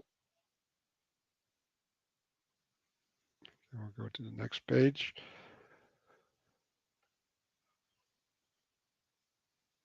Um, so I think maybe it's important to realize, and this is maybe the assumption of the emergence people, right? So if you have this work, right? Let's just say we're establishing the hierarchy of a city, right? So we're working to establish the hierarchy of a city, right? And then we're having the state of rest or disorder, right? Then these nodes are still partaking in the city, right? They're just not at a fixed place, right? So that allows for reorganization. And I think this is what people are talking about when or appealing to when they're talking about distributed systems, right? They're basically saying, no, this reorganization is going to happen, right? But this reorganization can only happen if there's if the nodes are bound, right? And if they're informed by the principle. And so like you can't cut off the head and still have that process work. Yeah, and I wanted to note too, I guess it's kind of on the other page, but you know, the notion of work in the Bible specifically refers to the construction of, quote, space at different scales. And I think this is where a sort of trick is played with the emergence people who say, well, things happen, right? And then they often play this trick where they basically say, uh, I wouldn't have met this person if these other events hadn't occurred, right? A, that's not necessarily true, by the way. But B, something else would have happened, right? And so there's an implicit judgment that the thing that happened is better than the thing that would have happened. They don't have a way to know that, right? And that's what I mean by emergence is good, right? They're just assuming that the thing that happened was good and not accounting for all the things that didn't happen or couldn't happen or would have happened if that didn't happen. They're just, those aren't on the table. And fair enough, like that's hard to think about. But that trick that they're playing about space and the fact that motion sort of creates the disruption in the space and things happen, right? is not, they relate it to construction, right? But construction requires work. And if your work is not aimed at a telos, everything that happened is random by definition. Like that's just, but the scientific, accurate, and precise definition, right? Whether or not randomness is actually exists is a different question. But from the scientific standpoint, it's just randomness. And so we get into trouble when we don't understand that space is constructed at different layers by work, right? And we just rely on space to pre-exist or be that objective material reality, that OMR. And then people start playing tricks with that. They go, oh, see, something emerged, and therefore, right? Or they say, oh, well, that was already there, so we don't need to worry about it. It's like, no, you need to revivify the world all the time, right? Because something or someone constructed that space, and it needs to be cared for, right? And so that other space can be created, right? If through no other means than by having that template. So right, to exemplify. So that's actually really important, right? And that's the same as, we go to the other page, Manuel. That's the same as the difference in the rest versus work here, right? Where you can sort of, partially disintegrate and then go back to a larger structure again, right? Once a bunch of work has happened. All right, it's the work that does it. The rest is entropy in scientific frame, and that's what happens when you don't work, right? And yeah, you can't work all the time. That's why you have a day of rest, right? Because you need time for things to settle and change, right? Otherwise, you get that negative aspect of purity that you actually don't want because it's just too expensive to maintain. Actually, I think the proper word is labor, because you're literally birthing something.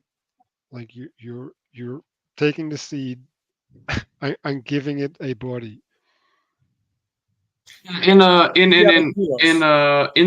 Aramaic and so on, there's like different words for work, and the most common one has to do with it's basically the same word as like being a servant, serving, like as a slave as well. Like those words are all kind of the same thing. And then there's another word which is like like laboring, and it has to do with plowing the soil. So for example, what Adam is sentenced to do is to kind of plow the soil, work the soil. That's a different word. I don't know which one this is, but I think it's probably serving, I think. Right, but so my part of my argument would be work emerges even if you're lazy, right? And you can cast that work as entropy if you want or whatever, and that's fine. But all work is not good by definition, and that's where the problem comes in with the emergence is good. See, something happened.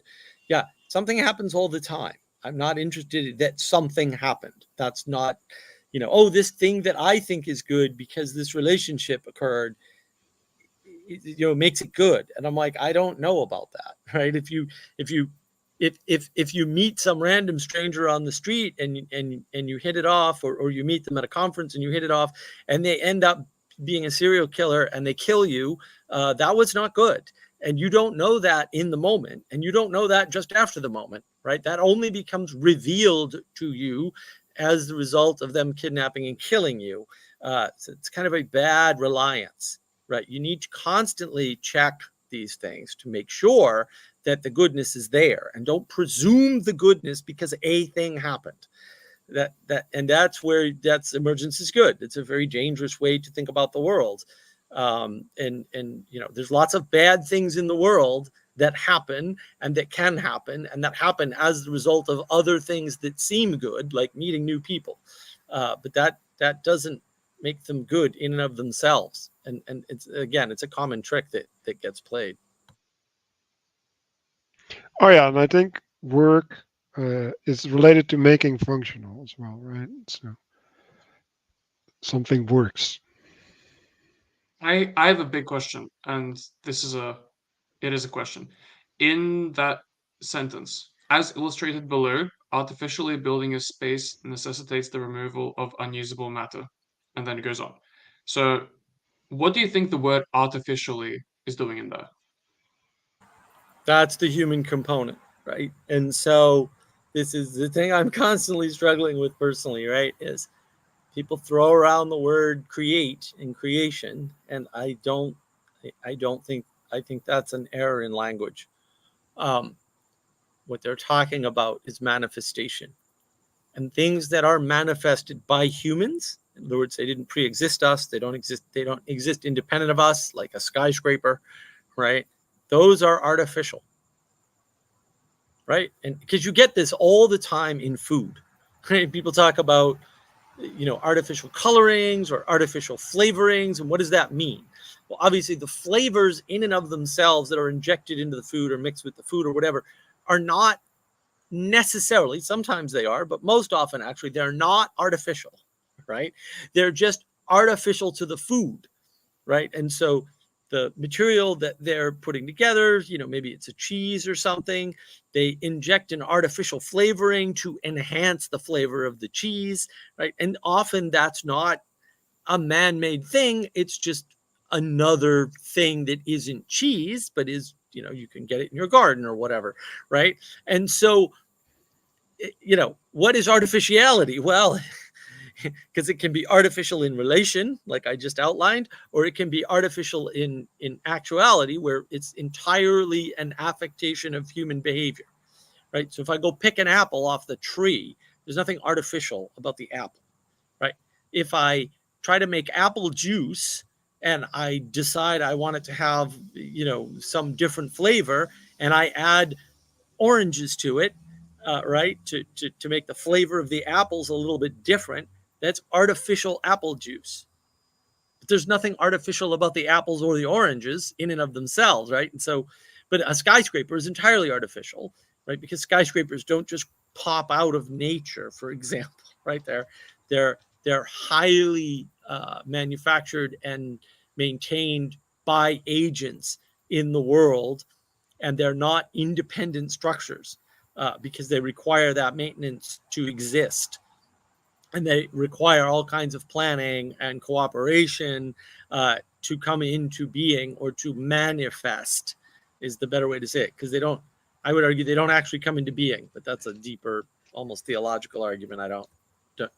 Well, I think a good way to think about it is agriculture, right? So you plow a field, you created an artificial place for nature to happen.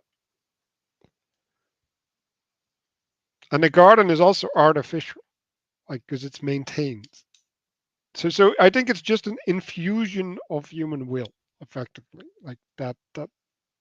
Yeah, it's an artifice, which is an infusion of human will. Sure. Yeah, yeah, I like that. That's good. So in the same paragraph, it says pointless change. I think like that's like half a joke, right? Like like it lacks a point, like it lacks a center and change. But but in some sense, what he's pointing at, ironic to use the word point again, is uh, that the change doesn't have any inherent meaning. It's just existing or being.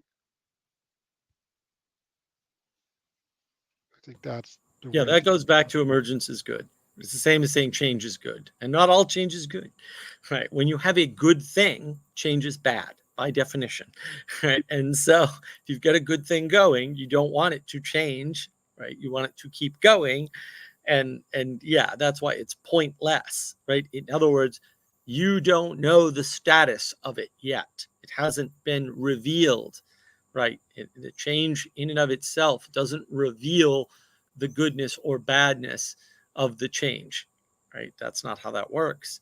And that's what he's talking about, pointless, right? The It's point not has not adhering. been come to yet.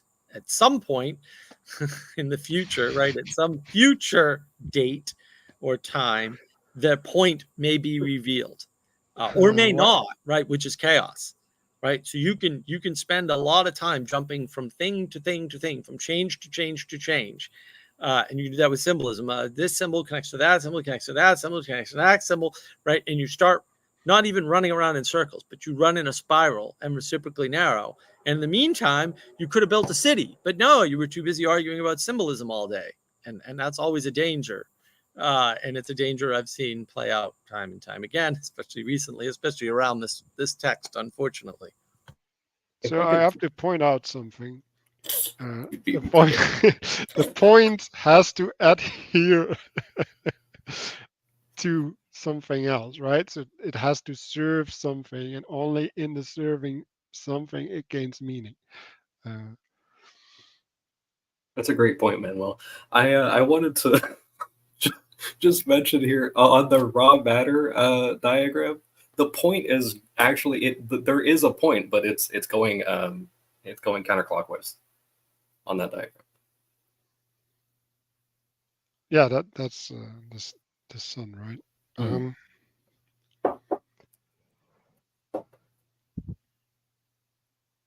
The other thing that stood out to me is cyclical returns. Uh, so like the problem is return, right? Like it implies a point or whatever. Like it replies a restoration of something that was. I just don't like that language because like at some point you just I don't know. But yeah, distraction, rest, recreation, sleep, even that. Well, restoration of what was, might be misleading unless what was or where things came from is, we'll say, pure potential, and pure potential is chaos. And right, a lot of things return to chaos. That is true. That's why they need revivification. They need an interaction with you in order to stave off the chaos. And like I understand why that would be confusing, but I think that's more what's being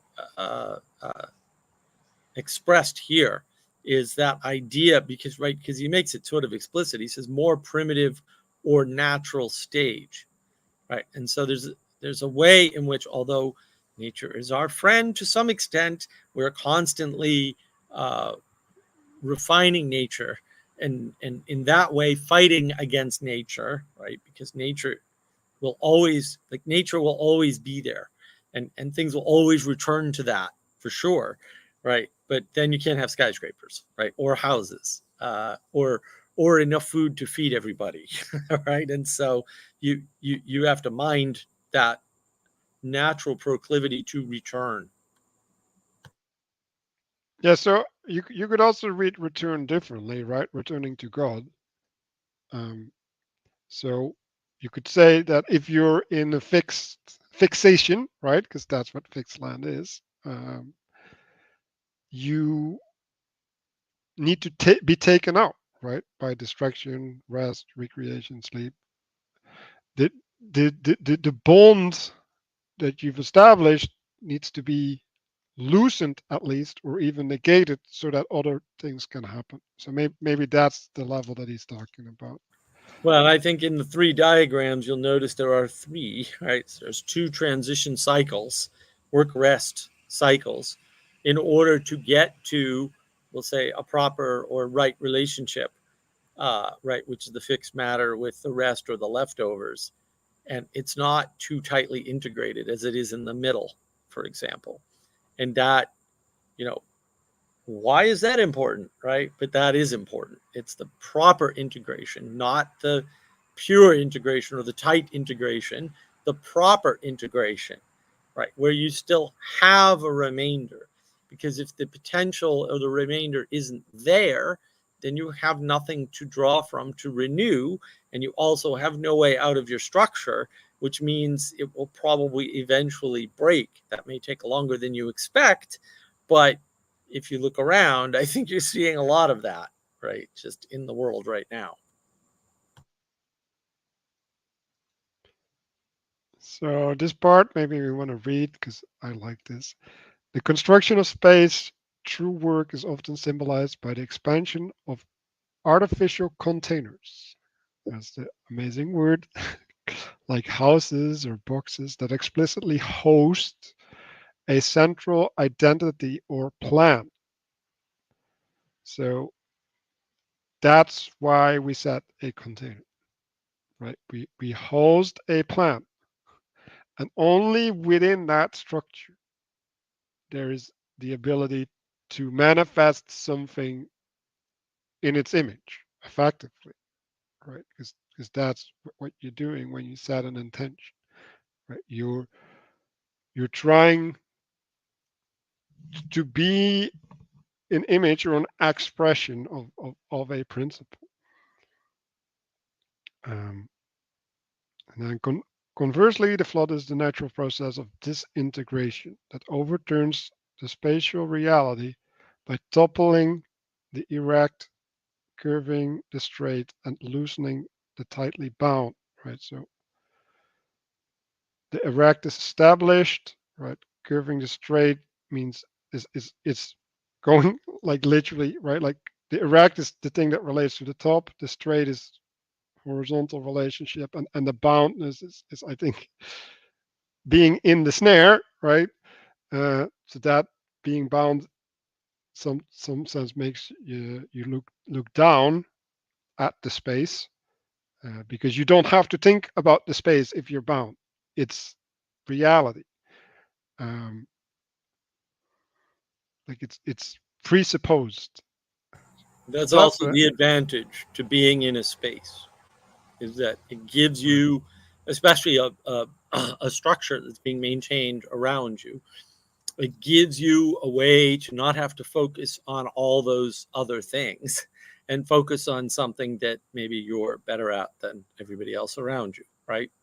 Which allows for better cooperation, right? And people often confuse, will say, lame cooperation or insufficient cooperation with proper cooperation or right cooperation, where you have a structure that you can cooperate with, right? Instead of just running off and trying to do everything on your own, right? Starting a business by yourself, right? Which may be okay, but mostly isn't, right? Or oh, I'm gonna go out, I'm gonna get some investment, and all I need is a mentor. No, you need a partner. You need a partner and a mentor, right? And probably other assistants. servants. Right. Well, not Well, that. that's the three frames, right? Mentor is Yeah, above you, partner is next to you, and next to you. then there's Servants others are below below you. you. Yeah, yeah, that's one way to look at it. But and that might be an accountant that you pay, right? To help you or whatever. But the point is, like, doing it on your own. I mean, sure, you can do it on your own within a structure too. Like, absolutely. Although you're probably not appreciating how much the structure enables that, for example. And that's where people run into trouble, is improper cooperation, right? Or a fake cooperation where their relationship is, say, purely financial. I'm just going to buy all the help that I need. It's like, if you don't have somebody with passion working with you on whatever your project is, it might work, but to have enough passion yourself to carry it through, I mean, good luck, right? Like, it's one thing to say make a video. It's another thing to edit the video, right? And it's another thing to get suggestions on videos, right? And it's another thing to get advice on how to improve your videos, right? Like, all those things are different. And some single individuals, although probably almost none, can actually do that. Not you, though, for sure, right? If you could do anything like that, you'd be doing it. And the fact that you're not doing it tells me you can't. And you can try if you want and waste your time, I suppose. But people who have those abilities just manifest, and they don't even think about this sort of thing. So if you're thinking about this sort of thing, you're not the type that can do it, for sure. All right. And that's actually really important. But what you can do is cooperate in a structure, right? Or maybe you have the ability to build a structure and find other people to cooperate in it. I don't know.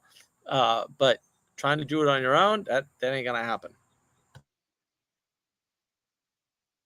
Yeah, and I think that's important, right? So like someone who's doing right, like he's in the space, right? And like at some point he can't relate to that which establishes the space, right? So he can't necessarily design the space, right? Like some people can relate to parts of the space, right? Within and only in that part, because like that's the only thing that they're proficient at. Um, and yeah, so like I think having this sense, and I think this also maps really well on this the top one, right? So you have people who can see the space at the white thing on top, and then the gray ones are people who can move in the space, and then the black ones are basically the workhorses that make things move at the point that they're at, right? So that is I think maybe that's also why there's 3 layers in all of these things, right? Because at some in some sense you've covered the whole if you got to 3. um and yeah, like maybe reflect a little bit. I think I said it last week, right? You have the head is the top, right? The middle is the heart, and the bottom is the rest of your body at some sense. And so, well, you can go through that yourself and look at the functionality of these parts, right? And whether you're participating with them, because I think that's the important part, right? Like do you have that relationality, right? Like are you are you using or employing, that's the better word, employing the agency that's there, or is that something that's just manifesting out of randomness? um yeah, so I'm gonna get to a close. Does anybody still want to bring something up?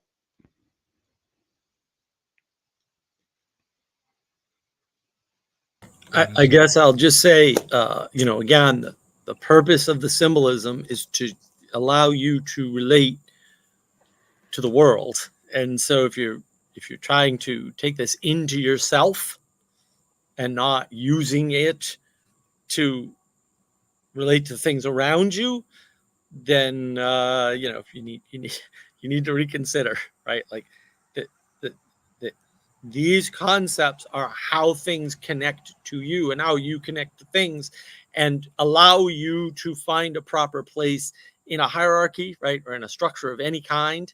And if that's not what you're using it for, then you need to reconsider. Like you need to seriously consider this isn't something for you to own and control and have for yourself, right? It's something that helps you to grow into the world without spinning out. Because again, a lot of the problems we're seeing, especially this week, are just people going completely nutty statements because other people are spinning out. And instead of realizing, oh, no, that person just spun out and they're out of control, they're saying, oh, no, this is like part of the lizard people plan, or this proves that we were right all along and you should join our side, or whatever nonsense it is. Like, the Russians gave money to this company, and then that means all of these people must have also known. It's like, that's not true. Right? And it's you can overconnect through symbolism too, right? And what you need to do is use it to relate to the world, and not use it to understand things in the world that aren't related to you. That's the most important piece. Right. So let's see. Let things speak for themselves. I'm trying to incorporate the relationship to the inside and to the outside in the reflection that we're going to do. Um, so we've taken in information, and we're going to have to find a way to make that partake in our expression. I want to give you guys that as a framing for the reflection, and then we'll have some time to discuss insights that might have popped up.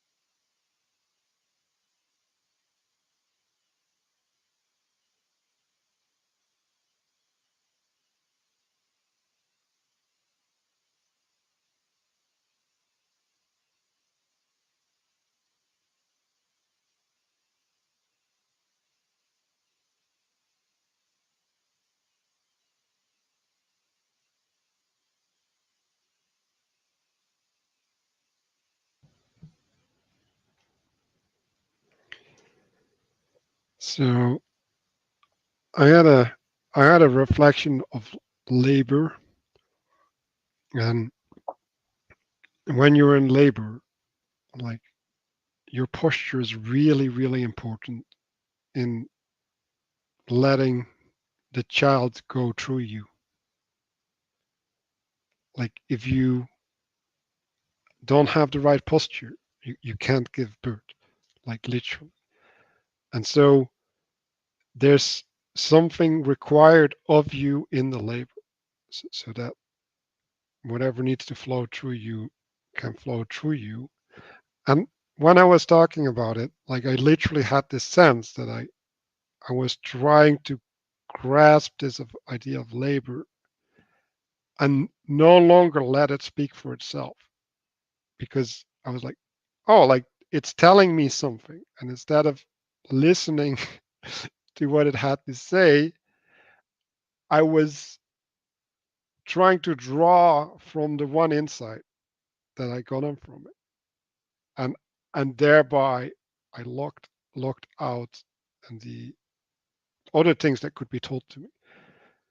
And so I think when we're talking about spiritual insight or whatever, right? Like we can be captured by the profoundness of what happened. Actually, I talked about this with Gustav. Like there was this Bible story that Jesus did this miracle, and everybody was talking about, oh, the miracle happened. I got to tell everybody. It's like if that's your participation with the miracle, you're not experiencing the miracle, right? You're already relating to its implications for the future, and like you're not relating to the glory that manifested.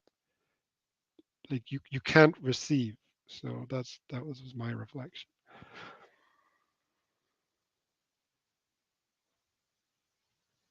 Yeah, that reminds me Do a I lot go of next? sorry, I was just going to quickly mention the lepers. There's like the healing of, there was like 10 lepers and only one came back to say thank you, and all the other ones were just focused on all the stuff that they could actually do now. You know, I just wanted to kind of buttress that. Sorry, Gustav, please go. You just brought up something else. Anyway, no, my reflection was just on yeah, my intention, which was to kind of get back into the flow of things, and yeah, and I just I'm very happy that I think I think I had a very busy day, and I've been quite tired, and despite that, I think that actually made it quite a little bit easier to participate. Yeah, so not much of a reflection, but that's about it. Anything else? I'll end the recording. Okay. Well, thanks everybody for watching. We'll see you next week. Homework is 42 till 47. So there we go.